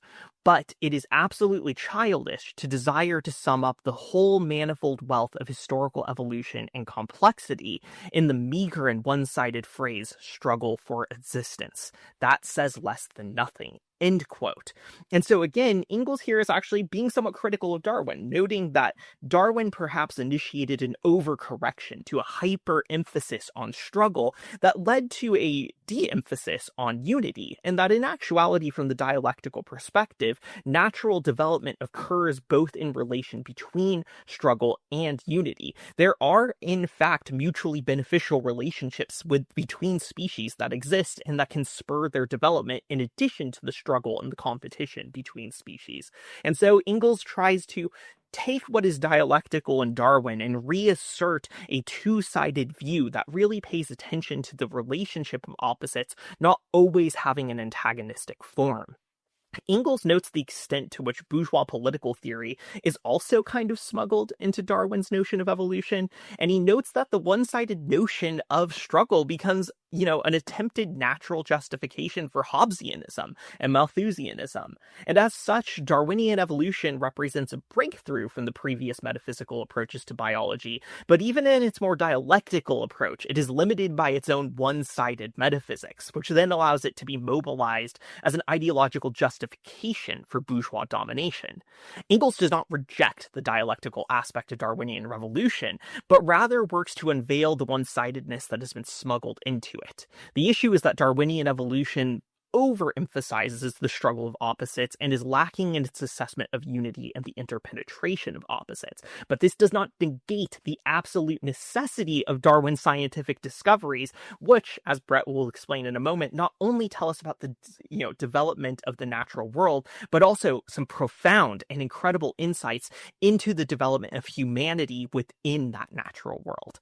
And on that note, Breht, I'll pass it over to you. Yeah, that's all so very good, because I often will emphasize those aspects of Darwinian evolution via natural selection that obviously are, synonymous and jive really well with dialectical materialism. And very rarely, if ever, have I explored the nuances of Engels' actual criticism of him, which actually explicates dialectical materialism even better by not only understanding what Marx and Engels agreed with in Darwin, but what they disagreed with. And Darwin himself, I've read the sort of quintessential biography on Darwin, and very fascinating character. But he was obviously politically a product of his class and of Victorian British culture. And so Engels is a sharp critic, and I think Darwin, in his time and in his context, would have been considered something like a moderate liberal center-left. So the fact that there's this deeper political critique to be had of Darwin as well, I think is interesting and generative. So yeah, we never lose sight of that, and Engels certainly doesn't. But let's go ahead and move on to this last part now. I have to say that I worked really hard on this part of the script. I found this the most fascinating part of this entire text, and I think many listeners will as well. It does run a little longer than some of the other sections, and I know I'm already a long-winded asshole to begin with. But I hope you'll bear with me, and if you do, I think you'll get a lot out of this section, and I'm really particularly interested in hearing Alyson's thoughts as I wrap this up, because this section is the end of the scripted part, and it naturally leads in to the last part where we have an organic discussion. So I weave that into this as well. So this is labor and the evolution of human consciousness. So now that we understand the evolution of all biological life as a dialectical and materialist process, which in and of itself is a truly startling realization and a profound insight into the nature of reality, it's time to turn to the evolution of our species in particular. Homo sapiens stand out in nature as a unique species, and it's worth exploring not only how we got here biologically, but how we made the jump from clever apes in a state of nature to an intelligent techno-species capable of building a planetary civilization. Here we run into another essential and largely underappreciated claim of Marxist theory. Labor didn't just build society. Labor made us human. Labor is not simply the source of wealth, as the economist would have it. It is, or some of them, it is the very foundation of our species. In his chapter titled "The Part Played by Labor in the Transition from Ape to Man," Engels argues that labor was the decisive force that transformed a species of clever apes into human beings. And to be clear, he means this literally, not metaphorically or symbolically, but biologically, materially, historically. Labor created humanity. This transformation began deep in prehistory, hundreds of thousands of years ago, when a particularly intelligent species of anthropoid apes, likely now extinct, began spending more and more time moving upright. This too, like everything in dialectics, was not a single aha evolutionary moment, but a process that unfolded gradually over thousands upon thousands of years and generations. The liberations of the hands from locomotion, liberating the hands from being tied to the propelling of our ancestors forward like most four-legged mammals, was a decisive development. As our ancestors began walking upright more frequently, the hands were freed up for new tasks, gathering, carrying, grasping, manipulating, etc. So in this first step to civilization, human labor began simply and ungloriously, with bare hands acting intentionally upon the world. Now take a moment to look at your hands and really grasp their importance. Look at the lines riven through your palms. Close your hand into a fist and open it again, and feel the ancient enormity of this innovation. And feel the primal connection to our deepest ancestors who also looked down at their hands day in and day out as they began to manipulate the world around them with newfound precision. It's also worth noting that some of humanity's oldest and most famous cave painting sites, from the Cave of Hands in Argentina dating to around 10,000 years ago, to hands painted on the walls of ancient caves in southeastern France dating back over 30,000 years, featured the human hand. It's an existentially dizzying experience, I'm sure, to be able to place your hand upon the red ochred outline of our ancestors' hands, connecting millennia of human history in a sublime instant of connection. Today, our children still trace their hands in preschool. In fact, as I wrote this script, my 3-year-old's most recent hand trace art sat next to me. His tiny little handprint, cut out of green construction paper, leaving its ephemeral mark on this world already. Just one hand in a long line of humans waving hello over millennia.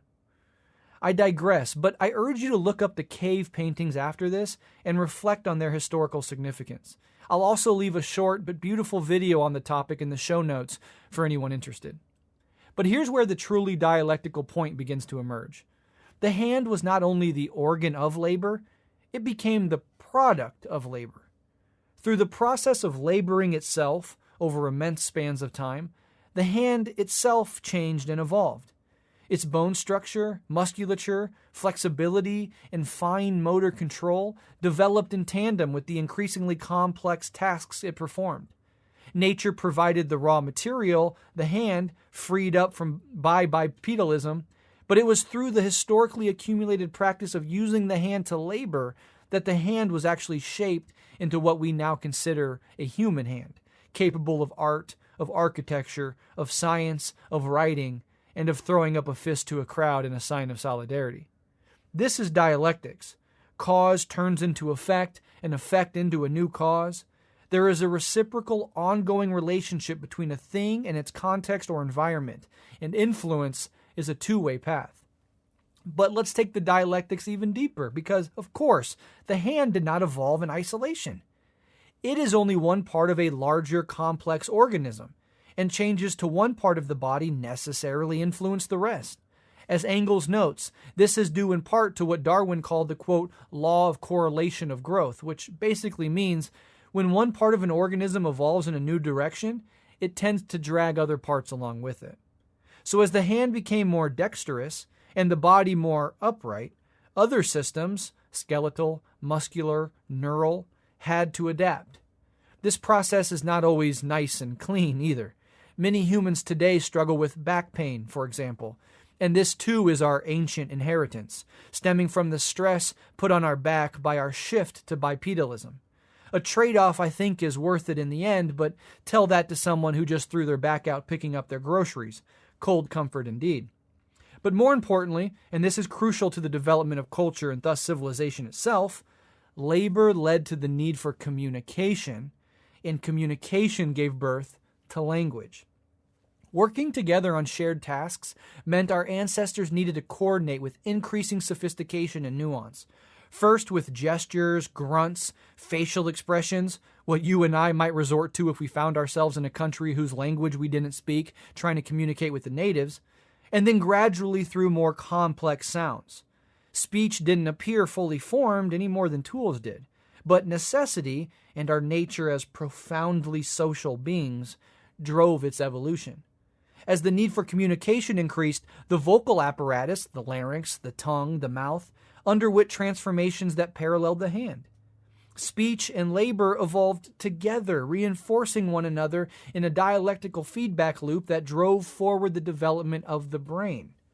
And here's where it gets even more profound. The brain didn't evolve first, causing labor and language.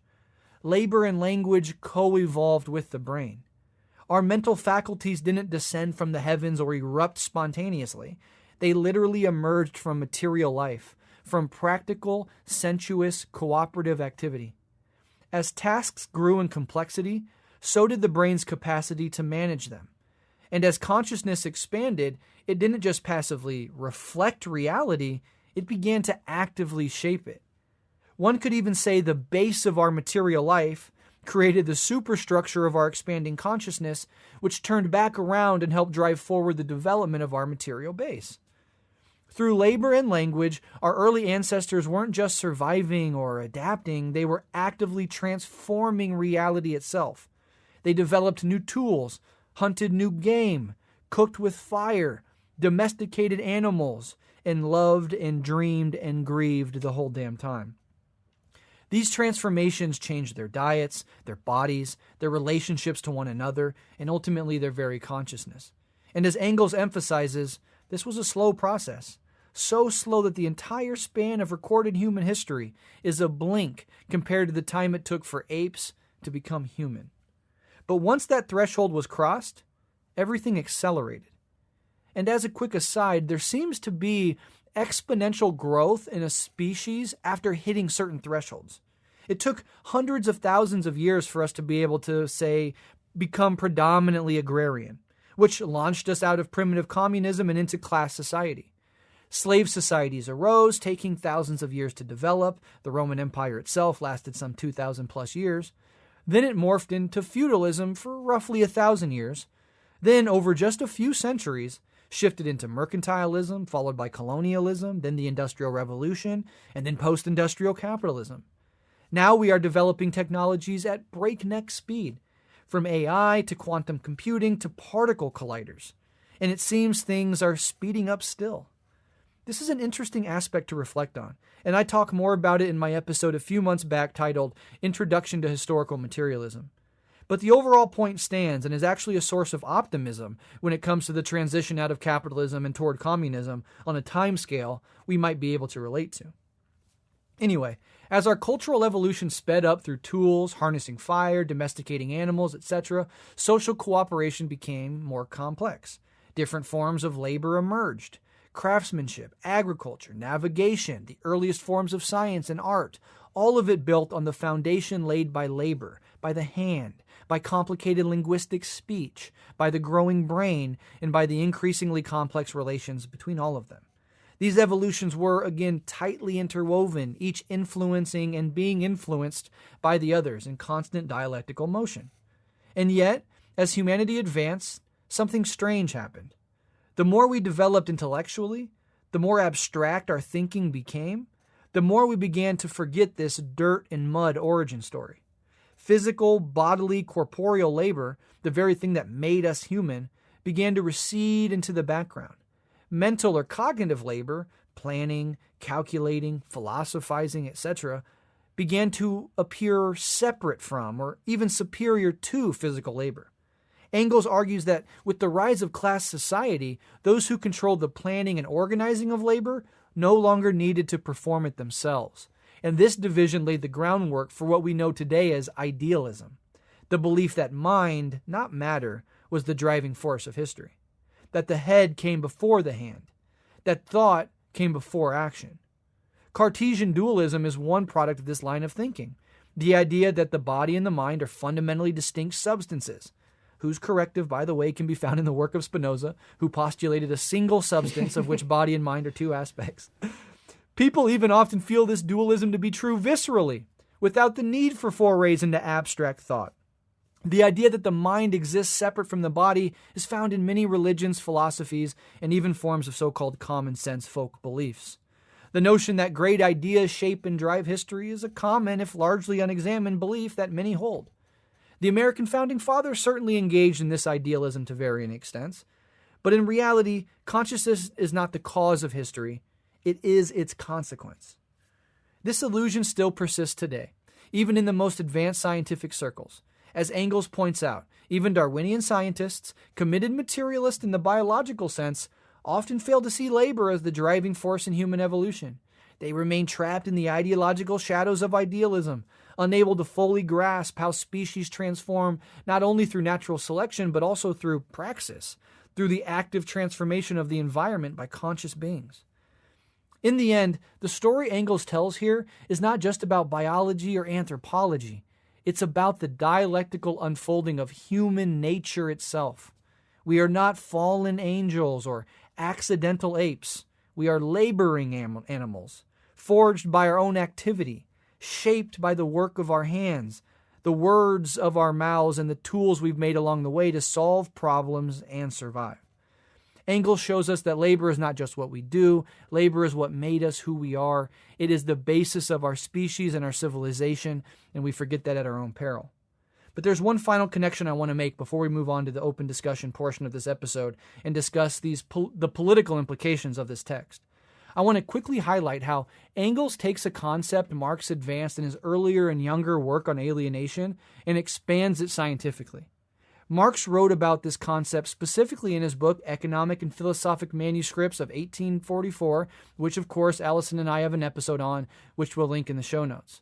But in that text, Marx discussed the concept of species being, which was basically the first Marxist articulation of human nature, a fact that almost always goes ignored when anti-Marxists begin to opine dumbly on their shitty ideas about what human nature actually is.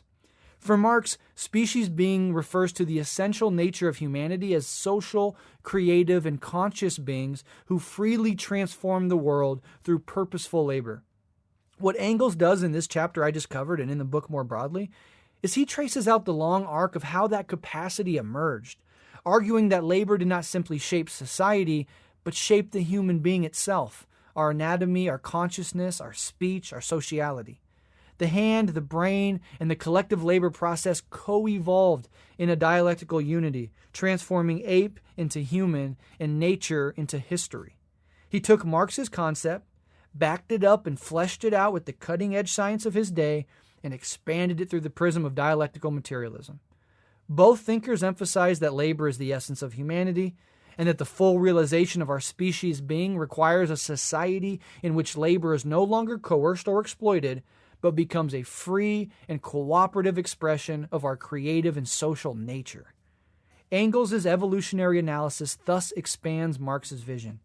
It not only explains how we became human through labor, but why a revolutionary reorganization of labor is needed to remain human in any meaningful sense. And that's the perfect bridge to this next part of this conversation, where we're just going to open it up and discuss the implications of this text. So, Alyson, any thoughts? Yeah, many thoughts, but to try to start them off. I mean, one, I want to make an observation that maybe is like aesthetic in nature, but a thing that you often hear leveraged at Marxism from anti-communists is sort of that there's this claim that there's like an ugliness to it, right? To reduce everything to materialism, to reduce everything to materiality, to map out development in ways that you can trace its laws and all of these things, that the mystery of the world and all of these things are gone.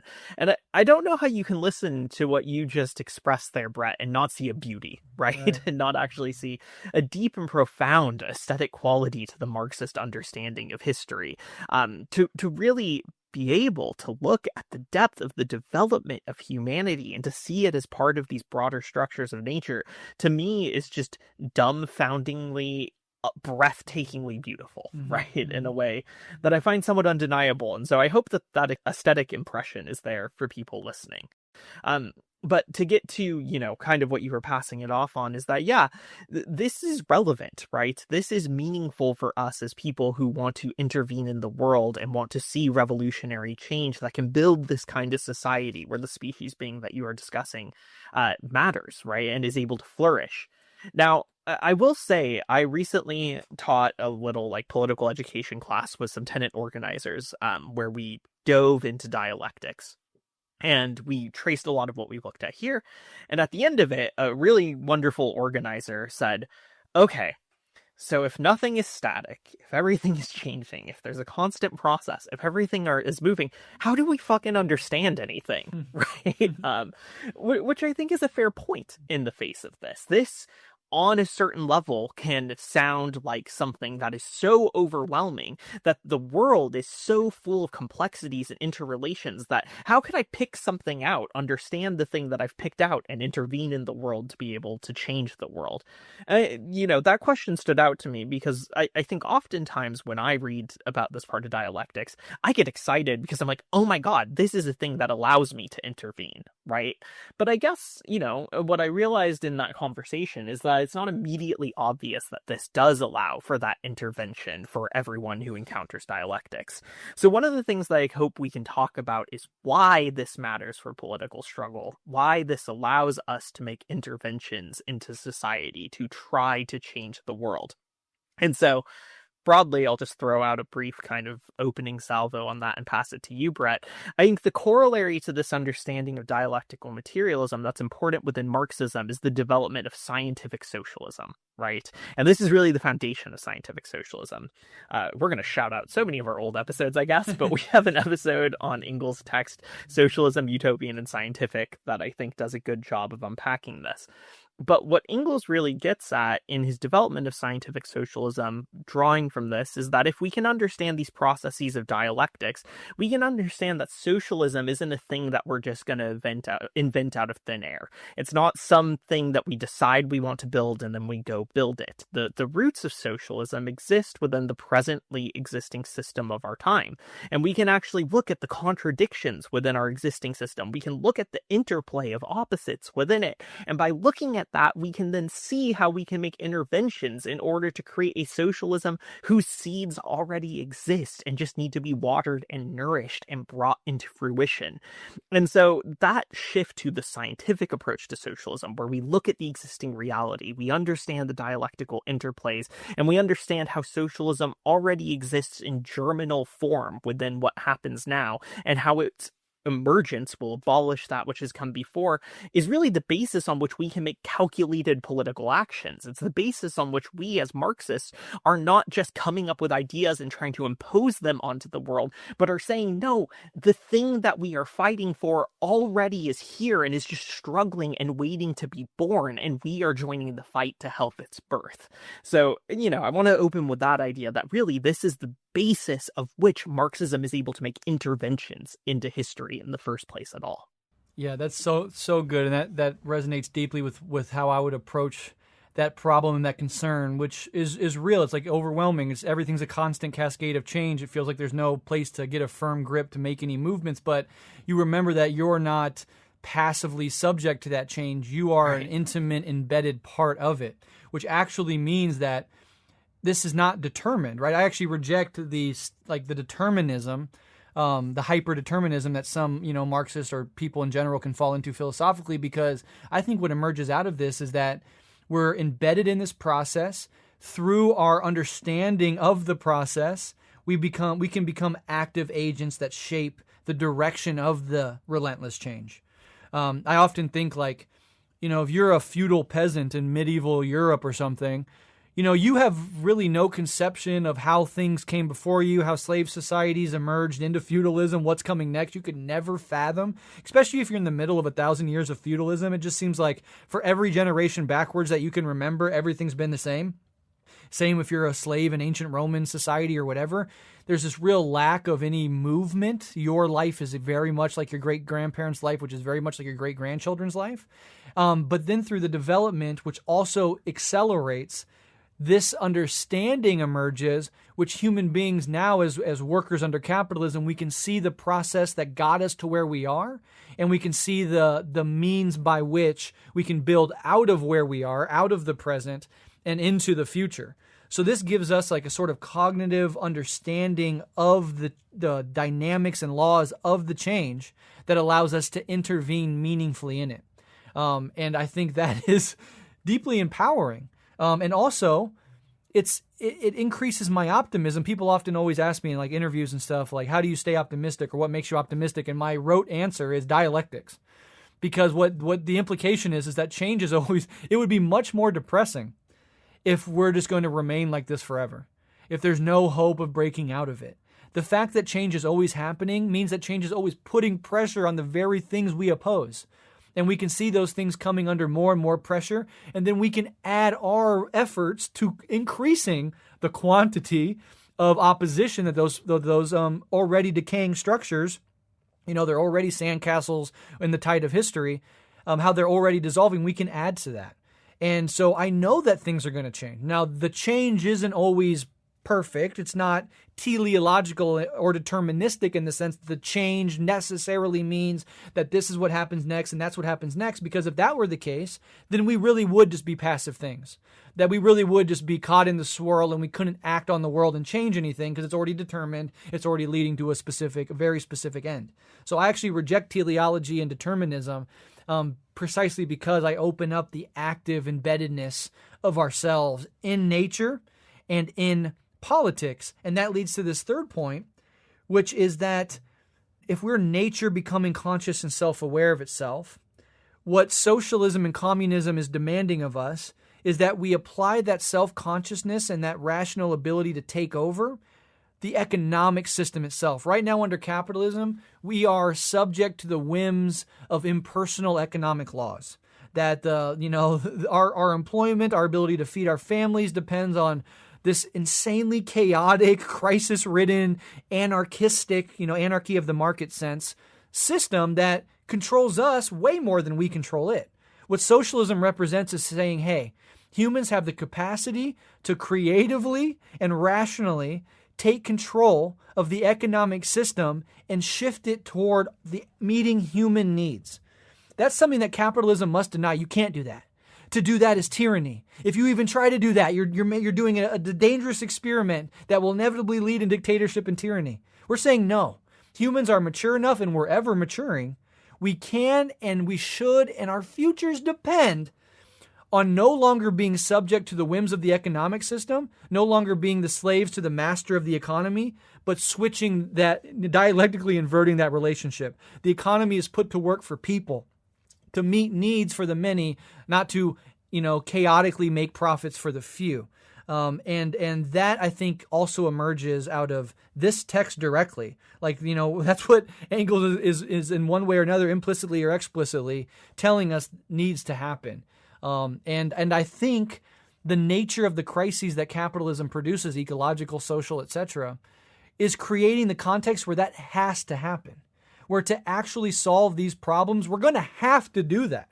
And of course, the people who are okay with the current system, who profit from it, or who can't think outside of it, are going to drag their feet the whole goddamn time.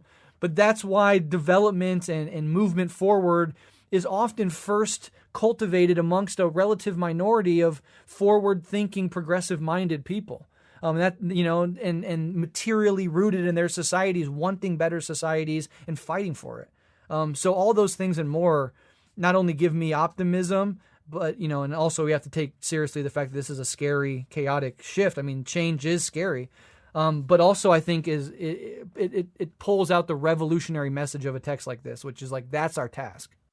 Yeah, I think all of that is beautifully said. And I think, yes, this idea of, we are nature becoming conscious of itself in some way really imposes this profound responsibility, right? That is quite overwhelming potentially. But again, this is why the scientific approach matters, because we can study the world in such a way now that we can achieve this. And I'm actually very interested to get into some of the cosmological questions that we have, right?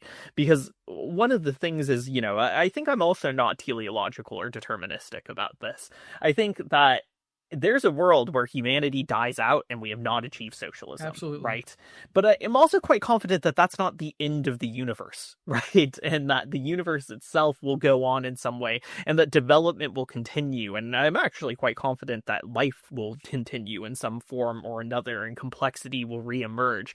And so there is a scope that you get towards reality when you start to look at this kind of dialectical understanding, not just of biology, but getting into geology, the history of the earth, the history of the universe, that really is quite profound. And at least for me, during my moments of hopelessness, actually gives me a weird sense of comfort kind of to be like, even if we were to fail and our species were to go, say, because of climate, becoming unlivable for us, that's not the end of the universe in a sense. And it certainly isn't the end of development. And we will probably not be the last time that the universe achieves a level of complexity such that subjective awareness could exist, So that's a weird thing that I kind of take away from this. But yeah, I mean, I think again, I think there is practicality here. And one of the things that I'll get to again would just like, how do we do something with this? Is that when this feels overwhelming, when it feels like everything is in flux and change, that sense of scale that I just alluded to can also help you think about like, okay, yes, humanity is in a constant state of change, but within my lifetime, it's not changing that much on a biological level. Right?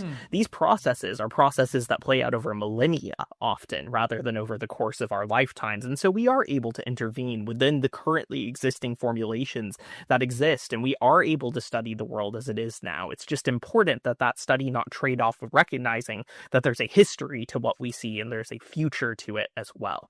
I don't know if that's useful, but that's kind of one of the ways that I kind of push back against that sense of overwhelmingness that can come from this emphasis on change and flux and process. Yeah, the difference between biological and cultural evolution is important here too, because once an intelligent species develops culture, that is precisely, I think, what allows for that exponential growth in its development, because it's no longer subject to the glacial geological time spans that biological evolution requires to have any meaningful change.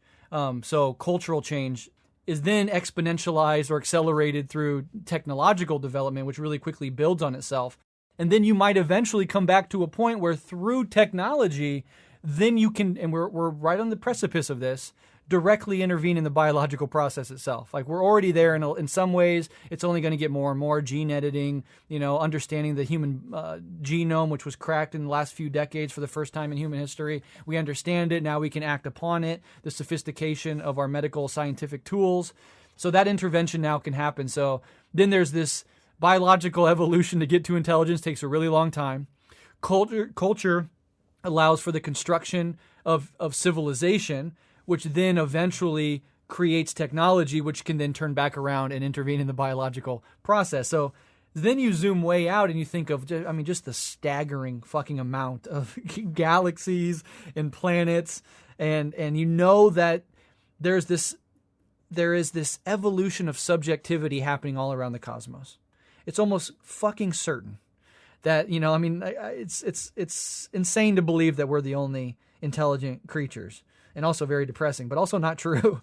So this evolution of subjectivity is occurring kind of like the biological evolution of organisms, in that there's probably all throughout the cosmos a development in different ways through different pathways of intelligent species who, as they evolve biologically and then culturally, begin to create the conditions through technology often where they could undermine their own existence, right? Like the invention of the nuclear bomb, fossil fuels burning for energy, which is crucial to the blossoming of civilization, but also at the same time undermines its future livability, to say nothing of other things like AI or etc. But the cultural evolution creates technological advances, which then create global problems. So like climate change is forcing humanity, who started as warring tribes and now warring nation states, which is a dialectical improvement in some sense because it encompasses more people, is asking us now, okay, you really want to grow up? You really want to get through the technological bottleneck that intelligent species go through?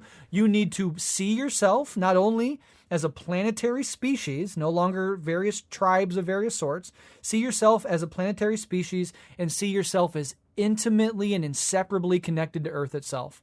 If you're unable to do that, and integrate your social, political, and economic systems into that new way of seeing things, which is interestingly dialectical and materialist, then you will fail. And there might be more bottlenecks after this. There's certainly bottlenecks that we've already come through as a species. But that's the techno bottleneck, perhaps, that we find ourselves facing. And so the possibility of extinction is very clear. And in fact, most species in Earth's history have gone extinct.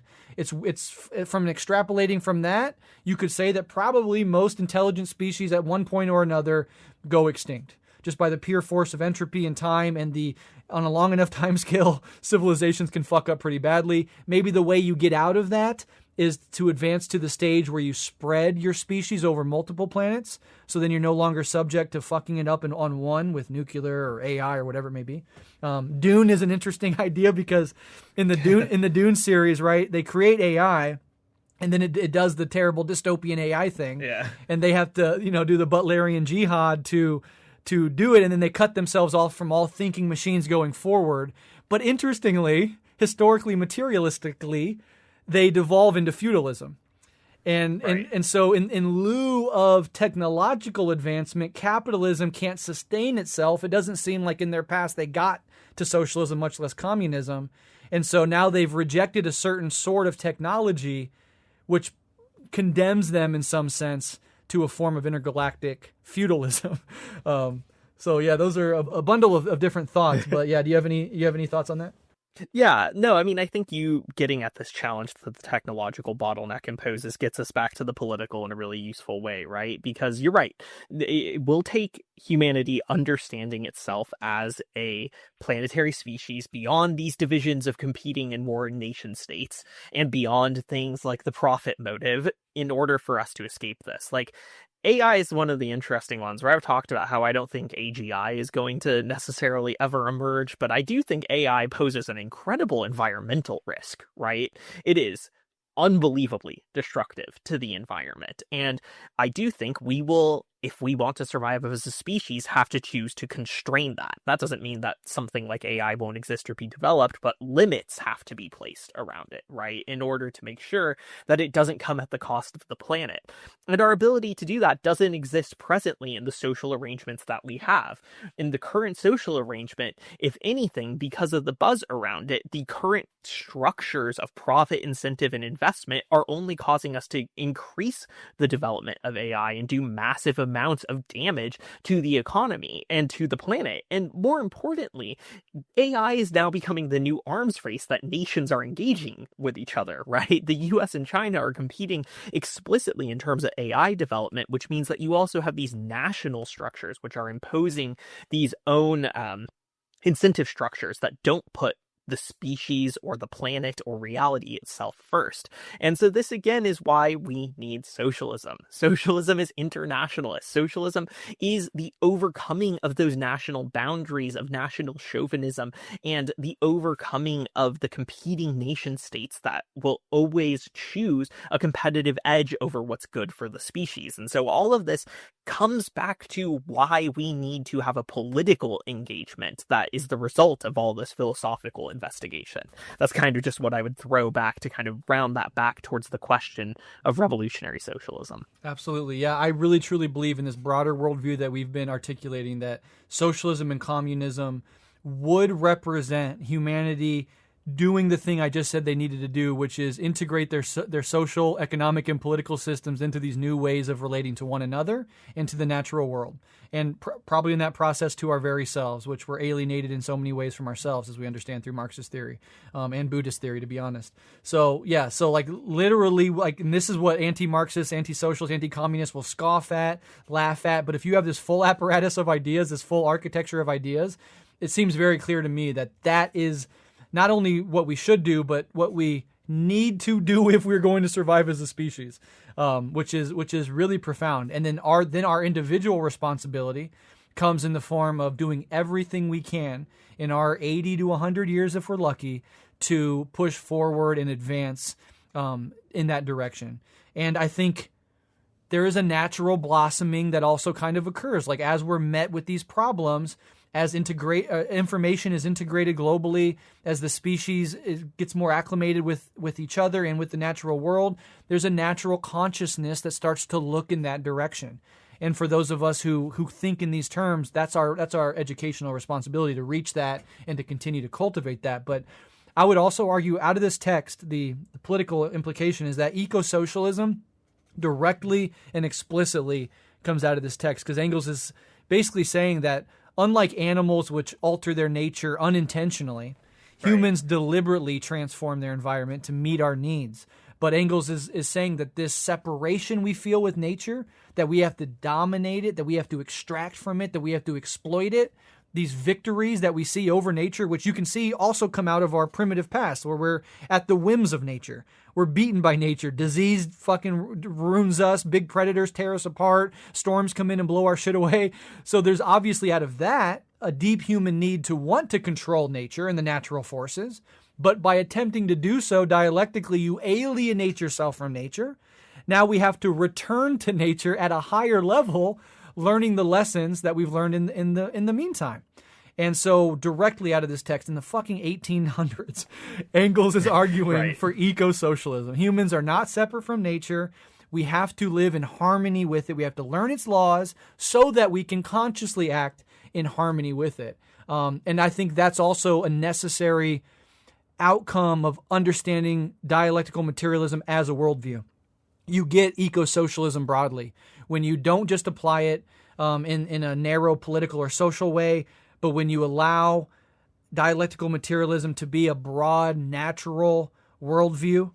Eco-socialism, I think, is quickly ushered on board as a part of that, and Engels makes that explicit. Yeah, no, I completely agree. And I think really, part of what humanity right now is reckoning with the realization of climate change and how much it matters is precisely the exact thing that we've been pointing to here, which is that human development and social development and economic development are not a separate sphere from nature, right? The whole thing that we're being forced to confront is that we are nature. We are embedded in nature in such a way that our actions do not exist independently from other natural actions. And climate change is allowing us to see the reality of those interrelations and the way that states of equilibrium can be disrupted horrifically. And that can change not just human society, but also can change natural processes more broadly, right? So that embeddedness, I think, is really important there. I will transition us slightly because I'm very interested in this question to the question of spiritual implications here, if that's okay. Yeah. And some of what's going on there. I mean, you've referenced Buddhism a couple of times here, and I think I mentioned this to you, but when I was doing a political education event on dialectics recently, one of the organizers was like, this really sounds like Alan Watts to me, right? Yeah. And that organizer, and I think I felt this myself, have noticed this kind of way that dialectics fits into a sort of non-dualism that one really does find in Buddhism, that one certainly finds in Spinozism, that one finds in things that are often thought of as spiritual. So, obviously I'm not saying we have to have all the answers here, but it is interesting to me how the more that I've dived into thinking about non-dualism as a contemplative reality that can be explored through contemplative practices, and the more that I've looked into the history of people engaging in that, the more that I find just profound resonance between that and dialectics. And it actually really does feel to me like a lot of contemplative practice might, in a sense, be the application of dialectics to consciousness, right? Mm-hmm. In a really interesting way, and a form of dialectical experimentation with consciousness. A lot of ideas there, but I'll kind of throw that to you because I'm certain you have even more thoughts about that. Yeah, I mean, I could not agree more, and this is what I'm trying to turn into an argument for a book, because unity of opposites, the subjective and the objective, the inward and the outward, we're already obliterating those barriers. Once you obliterate those barriers, you take subjectivity seriously. Marxism is fundamentally concerned with the outward transformation of politics and society and economics, and it doesn't in and of itself, nor should we ask it to, address the inward transformation that I think is also part and parcel of that external transformation. If we are going to build socialism, if we are going to exist as a communist planet, it is no doubt that we also have to mature inwardly, that we can't carry the same old way of thinking and of being and behaving and conceptualizing ourselves and others. We cannot carry that forward and build a truly new world from those same old rotten and decrepit internal systems, just like capitalism and imperialism and these arbitrary hierarchies are these decaying external systems. So, and also what's beautiful about this dialectical aspect, of course, we can argue on the materialist aspect, but Marx and Engels they're interested in science. So they're talking in materialist terms about what we can know in that third person, empirical, scientific perspective, which of course is crucial to their project. But the dialectic aspect, what's beautiful about it, it's necessary for us to evolve. I think I've established that, or at least, planted those seeds. And it comes from every culture. deep in the bowels of every culture and every people's history, there is something akin to this. Deep in the caves of every religion, there eventually is some form of non-dualism or mysticism that is asking you to not believe certain things. The ego is in the realm of belief, right? To conceptually, and Alan Watts talks about this, right? We break up, we confuse the menu for the food. We filter reality through our concepts, and then we mistake our concepts for reality. And that creates a lot of confusion. We create a concept of ourself, which is permanent and fixed, a fixed concept, but our self is always moving and changing and evolving, and so there's always this tension. We never feel at home in ourselves. We feel alienated from ourselves, at odds with ourselves. There's the observer and the thing being observed at the same time. There's the part of you that wants to be disciplined, and there's the part of you that breaks into the fridge at 4 a.m. to smash on shredded cheese. And those parts of you exist at the same time, and our whole lives we're trying to subtly resolve this inward tension. But it's precisely in the overcoming of the ego, which is transcending and including, just like you transcended and included your childhood. You look back on your childhood and you say, okay, my consciousness has expanded dramatically beyond my childhood understanding of the world. But my present being is deeply rooted in that child. Its experiences, its first relationships continue to influence who I am. So in some sense, that child is still included in me. It's still in there somewhere, but I've transcended it. I would not believe the same silly things I believed as a 7-year-old or an 8-year-old, right? I can see how I'm not harshly judging my child self. I'm loving my child self and realizing I grew out of that, but I don't agree with it. I can see it for what it was. The shift from ego to post-ego is the exact same shift. An expansion of awareness wherein you see how you used to think, not judgmentally, and not a clean break, not that the ego dies or goes away, because the child technically goes away through change, but is always there in you, influencing your behaviors, your patterns of thought, etc., your inaugural traumas, whatever it may be. The ego persists, but your conscious awareness has expanded beyond it such that it's not in rigid identification with it. It's useful, but it is not the slave-master dialectic. You've gone from being the slave of your ego to the master of it. It's in its proper place. And so that expansion is dialectical in the sense of the upward spiral, of the transcendence and inclusion of continuity and of rupture. It is the necessary transformation that I think would allow a full human species to actually interact with one another in a communist way. I think we can build socialism with awakening egos. But I think to have a stable communist world, I think that's going to require outward and inward transformation that are actually inseparable, right? Those two attempts to transform each other at the same time. That's real dialectics. And again, this heritage is deep in human history, in every culture, in every major religion. It doesn't belong to any one culture or any one people. It's our birthright. And it is also the very thing that's going to lead us forward. So I think, the hallmarks of this new orientation is the transcendence of ego identification, the reintegration of ourselves with one another in the natural world, and the political, economic, and social systems that reflect that, which is first socialism and then ultimately communism. Yeah, very well said. I think, a couple things that I'll touch on there. What's interesting too when you get into the ego and you get into consciousness and contemplation is and you gestured towards this earlier, think you can kind of see dialectical principles at play when you are doing contemplative practice in a really interesting way. The ego, as it's conceptualized kind of crassly and intuitively as the core kind of driving thing of consciousness, as us as this thing that is in control. In so many ways, in the realm of consciousness plays the role that God plays in the material sciences kind of crass materialism phase, right? Where you have this kind of first mover that becomes necessary, and intentionality to set everything in motion becomes necessary. And one of the interesting things with contemplative practice is that is kind of blown apart, right? The moment that you start to become aware of how consciousness functions, you really become profoundly aware of this sense that you are not in the driver's seat, Right. And this is very easy to test. Like, you right now could go pause this and just spend 1 minute trying not to think any thoughts. And I guarantee you can't do it. Right. And that is because, even in consciousness, we see that motion is the natural state of things, that things arise and they appear and they pass away on their own, absent some governing kind of will or principle. And so I do think it's interesting, even when you get into like the details of those contemplative practices, you start to see some of these dialectical concepts play out, which is interesting. But one thing that I will say to complicate some of what we're saying here, because I do think I want to be fair to the critics of the way that some of this contemplative and Buddhist ideals get taken up in the West, is that absent being paired with socialism, all of this can be quite amenable to a certain form of capitalism if we're not careful, right?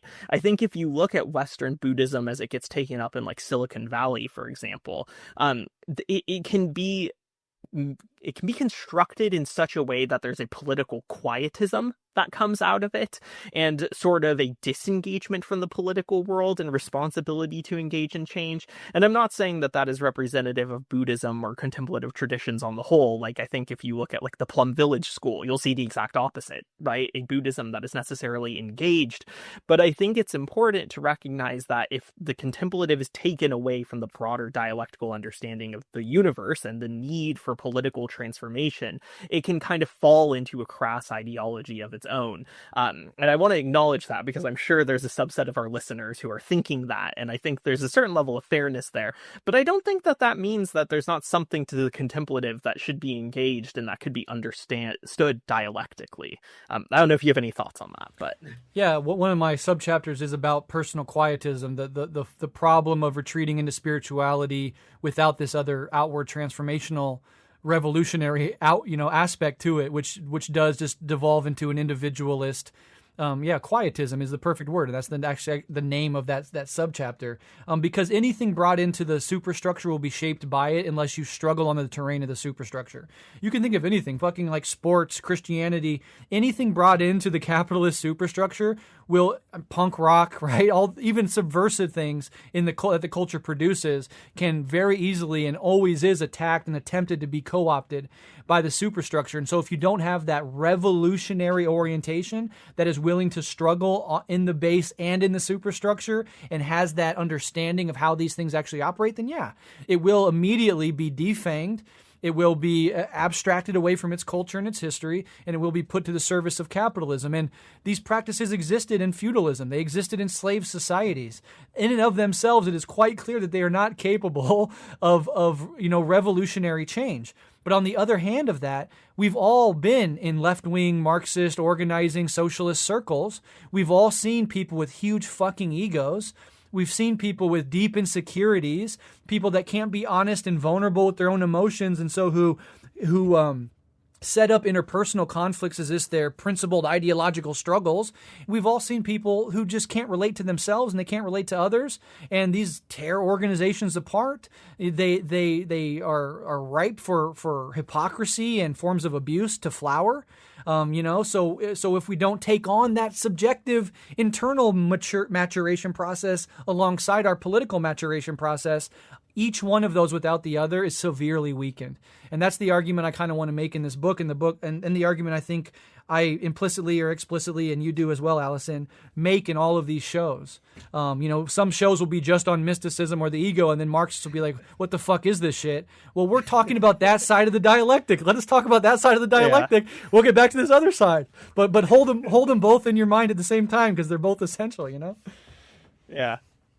Yeah, no, absolutely. And I think it's funny. We both just like, we haven't said it as explicitly as in this episode. I think we both read Marxism and dialectic through Spinoza so much, right? That it doesn't feel controversial to us to make these connections, because I think Spinoza can operate as a really nice bridge from a lot of what Engels is saying here to thinking about what is traditionally called spiritual, which is a term that I don't necessarily love, but there's interesting stuff going on there. I don't know that I have too much more there, but I do think I think this view of dialectics fits with broader philosophical trends in what often gets called like Eastern philosophy in ways that are really interesting, and that shouldn't surprise us, right? Like Engels's point is that even when science lost dialectics, philosophy kept it alive, and that wasn't just true of like philosophy in Western Europe, right? Like that would actually be a particularly chauvinist assumption, I think. So there are interesting connections to draw here that I hope at least some of our audience finds useful, because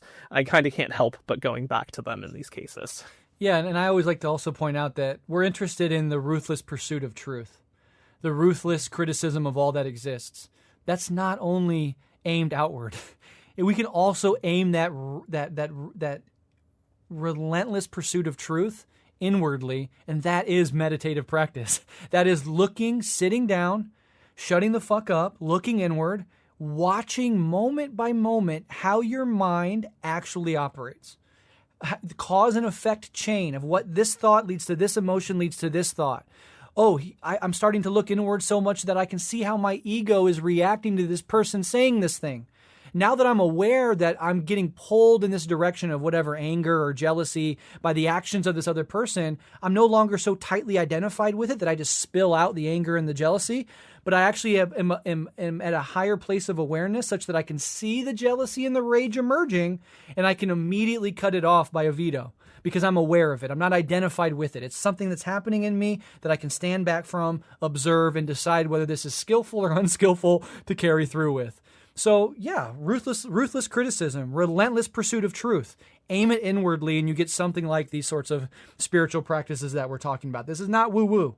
This is not metaphysical speculation. It's not actually asking you to believe anything. It is asking you to run the experiment, to ruthlessly look inward, time and time again, sit down and look at what your mind is actually doing and see for yourself over time what discoveries you make. And we talk about reality as relentless cascade of change. Buddhism is this practice precisely of applying that to your mind is constantly in this chaotic state. And now it's hyper accelerated from all these distractions we have in our phone and our screens, and our minds are just running 100 miles a minute, redlining all day long. What would it be like to give your mind a rest? You know, what would it be like to first sit down and watch the constant cascade of change happening inside of you, become very intimate with how that works, and then to be able over time to slow that down or to just drop out of conceptual compulsive thinking when you see that it's no longer serving you. That's a superpower in today's world, and that is precisely the stillness, the dignity, the inward togetherness that would make for the best sort of organizer to go out and change the world. One that is not reactive, but one that can stand back from their own reactivity and assess it skillfully. Holy shit, we need more of that on the left, right? Right. And you might just come to understand dialectics better, too. That's kind of my additional pitch, is you might get like some experiential realities in relation to dialectics that can be kind of illuminating and help you understand some of what we're talking about here that is stupidly abstract and philosophical, right? Having the experiential layer added on really can help, like an incredible amount. Absolutely. It's not just about belief, which is to say it's not just about theory. It's about experience. Spiritually, it's not about believing a certain metaphysical claim. It's about looking into the nature of experience itself. And politically, it's not about understanding Marxist theory. It's about applying it and learning through experience itself. Same exact thing. Very quickly, let's touch on atheism, because I see this new form of spirituality that you and I are trying to articulate as the dialectical advancement beyond atheism. Atheism as this necessary part of the upward spiral to dismantle all the previous belief, ego-oriented forms of religion, but that atheism itself, kind of like irony, is inherently destructive. It tears things down, sometimes very much needed, but it actually doesn't build much up. So the modern person who can no longer believe, often, in the old ways of being and thinking about the world, they often default to an atheism. Some even turn that into an egoic source of pride. But atheism itself ultimately kind of gives rise to a sort of nihilism, because atheism doesn't offer anything. And then once you start telling an atheist this, they'll start opining on the beauty of the cosmos. Okay, now we're to the next stage. Now we're starting to break through to like, hey, there's something more here. So Marx and Engels were atheists, materialist atheists. That is not spiritually or existentially satisfying. And the modern person finds themselves disoriented and despairing in the face of it because it doesn't really provide anything. So we have to go beyond it. Marx and Engels in their time did not. Maybe they didn't want to. They weren't aware that it was possible to go beyond it. Who knows? But what do you make of the limits of atheism, as you and I have both called ourselves and have been atheists in the past? Yeah, I mean, I think maybe I still am an atheist and I'm not an atheist at the same time. In the Spinoza sense, exactly. Yeah, it's a very difficult proposition. Okay, so I think two things, right? So atheism, you're right, is a necessary corrective. And precisely in this text, right? Like, it is atheism that allows us to break beyond the metaphysics of mechanical materialism, because you no longer can defer to a first mover argument that pinned the universe in a given state, right? And so atheism's like unbelievably philosophically necessary in that sense. And, you know, in that sense, I would say dialectical materialism is atheist, right? It is making this atheistic critique of a certain metaphysical assumption that underpinned early science. So, yes, I think atheism is a necessity. At the same time, I think that it's interesting, right? Atheism is not a positive proposition about reality. I think it's quite the opposite. It's a negative proposition that argues that another thing which has been proposed by religion or by these other social phenomena does not have an actual epistemological basis on which we should believe in it, and it tries to argue against that. And I think it's good that it does that. But I think you're right. It becomes difficult then to feel like the universe is a place where we can exist comfortably, perhaps, in the way that God allowed. You know, it's interesting. I'm very just sympathetic to Nietzsche about the death of God being traumatic, right? Yeah. Like, it is necessary and good that God has died, but it is also horrifying. You know, the madman in Nietzsche's work states perfectly, like, how could we become responsible of this deed that we've done? I'm very sympathetic to that read. So atheism also poses a problem to us existentially. Now, I don't want to say, though, that means we should return to theism, because I actually do see, like, some Marxists doing this, like, unproblematically promoting theism in response to this. And I think that would be a mistake, too, right? Just going back to traditional theism would be an issue, because it reimposes all the metaphysics that we as Marxists are trying to escape. And so I'm not very willing to entertain that. But I will say that as I've engaged with the contemplative side of things, and as I've philosophically wrestled with the meaning of atheism, I have found that my atheism looks perhaps quite a lot like a pantheism, and like those two things might be identical to each other. And when you say, you know, atheists will then start to get going about, oh, well, the beauty of the universe, I think they're onto something. They're right, yeah. I actually think then looking at the aesthetic qualities and the meaning and the grounding that can exist within that reality can allow us to understand the universe as something more than just like base materiality that we might feel depressed by. I don't want to tease it out too far, but like I do think like I would probably, if I had to put a term on myself, call myself like a post-atheist, right? And atheism was necessary. I think there's no getting around that. I think if I personally hadn't experienced atheism, I would not be able to be a Marxist. But I also think a basic, unquestioning, crude, purely oppositional atheism is insufficient. Yes, and the way I would articulate it quickly as we wrap up here, the modern form of atheism that we all have gone through and that we're trying to transcend and include is this alienated, separate, egoic understanding of yourself in relation to the cosmos. You look at the world, you say, yeah, it's beautiful, it's gorgeous, I can't believe I get to see this for my 80 years. But behind all of that is lurking the fundamental belief that you're separate from it. And so what's lurking is a demoralization that you're going to be ripped out of this thing. That you get to see it and its beauty for a little snapshot of time, and then you go away. You separate from it eternally. And that is the alienation and the separation. That is the illusion of the ego. And so I think when you see the beauty of the universe and you practice these experiential based spiritual practices, you are it. There is no separation from it. Alan Watts made those claims explicitly. You look up at the night sky and you don't just intellectually think, I'm not really separate from it, I'm actually the same thing. You feel it in your fucking bones. That's enlightenment. That's non-dualism. And you said you're still an atheist. I say the same thing we said it about Spinoza earlier. He's both the most theistic and the most atheistic. I'm the most atheistic and non-atheistic person you'll ever meet in the world. And then here's the crucial punchline of this whole thing. When you can hold both sides of a dualism in complete harmony with no contradiction, you are on the right spiritual and dialectical path. That's the hallmark. Yeah. When you can say without a hint of irony that I am both of those things at the same exact fucking time and feel it in your bones to be true, that is the next stage that we need to evolve towards. Yeah. I'll end on one last thing. I think I have the time to get out one more thing. Okay. That idea of getting beyond the ego and being able to understand ourselves as part of nature, as being part of this post-atheism, is really on my mind right now. My grandma died very recently, and my whole family are like strong evangelical Christians. So all I've heard is she's not really dead, right? We're going to see her again, this very theistic belief in an afterlife. And me, as someone who's not, part of that, I've been wrestling with this, and I ended up, deciding to write a letter that I left in her coffin. And in that letter, I basically just kind of wrestled with, well, I don't believe I'm going to see you again, Grandma. And I don't believe that there's a God that planned all of this. I don't believe in any of those things. I'm going to approach this as an atheist. But what I do believe is that my ego is an emergent thing that is operating on its own, and that I am not my ego. And I believe that you weren't your ego either.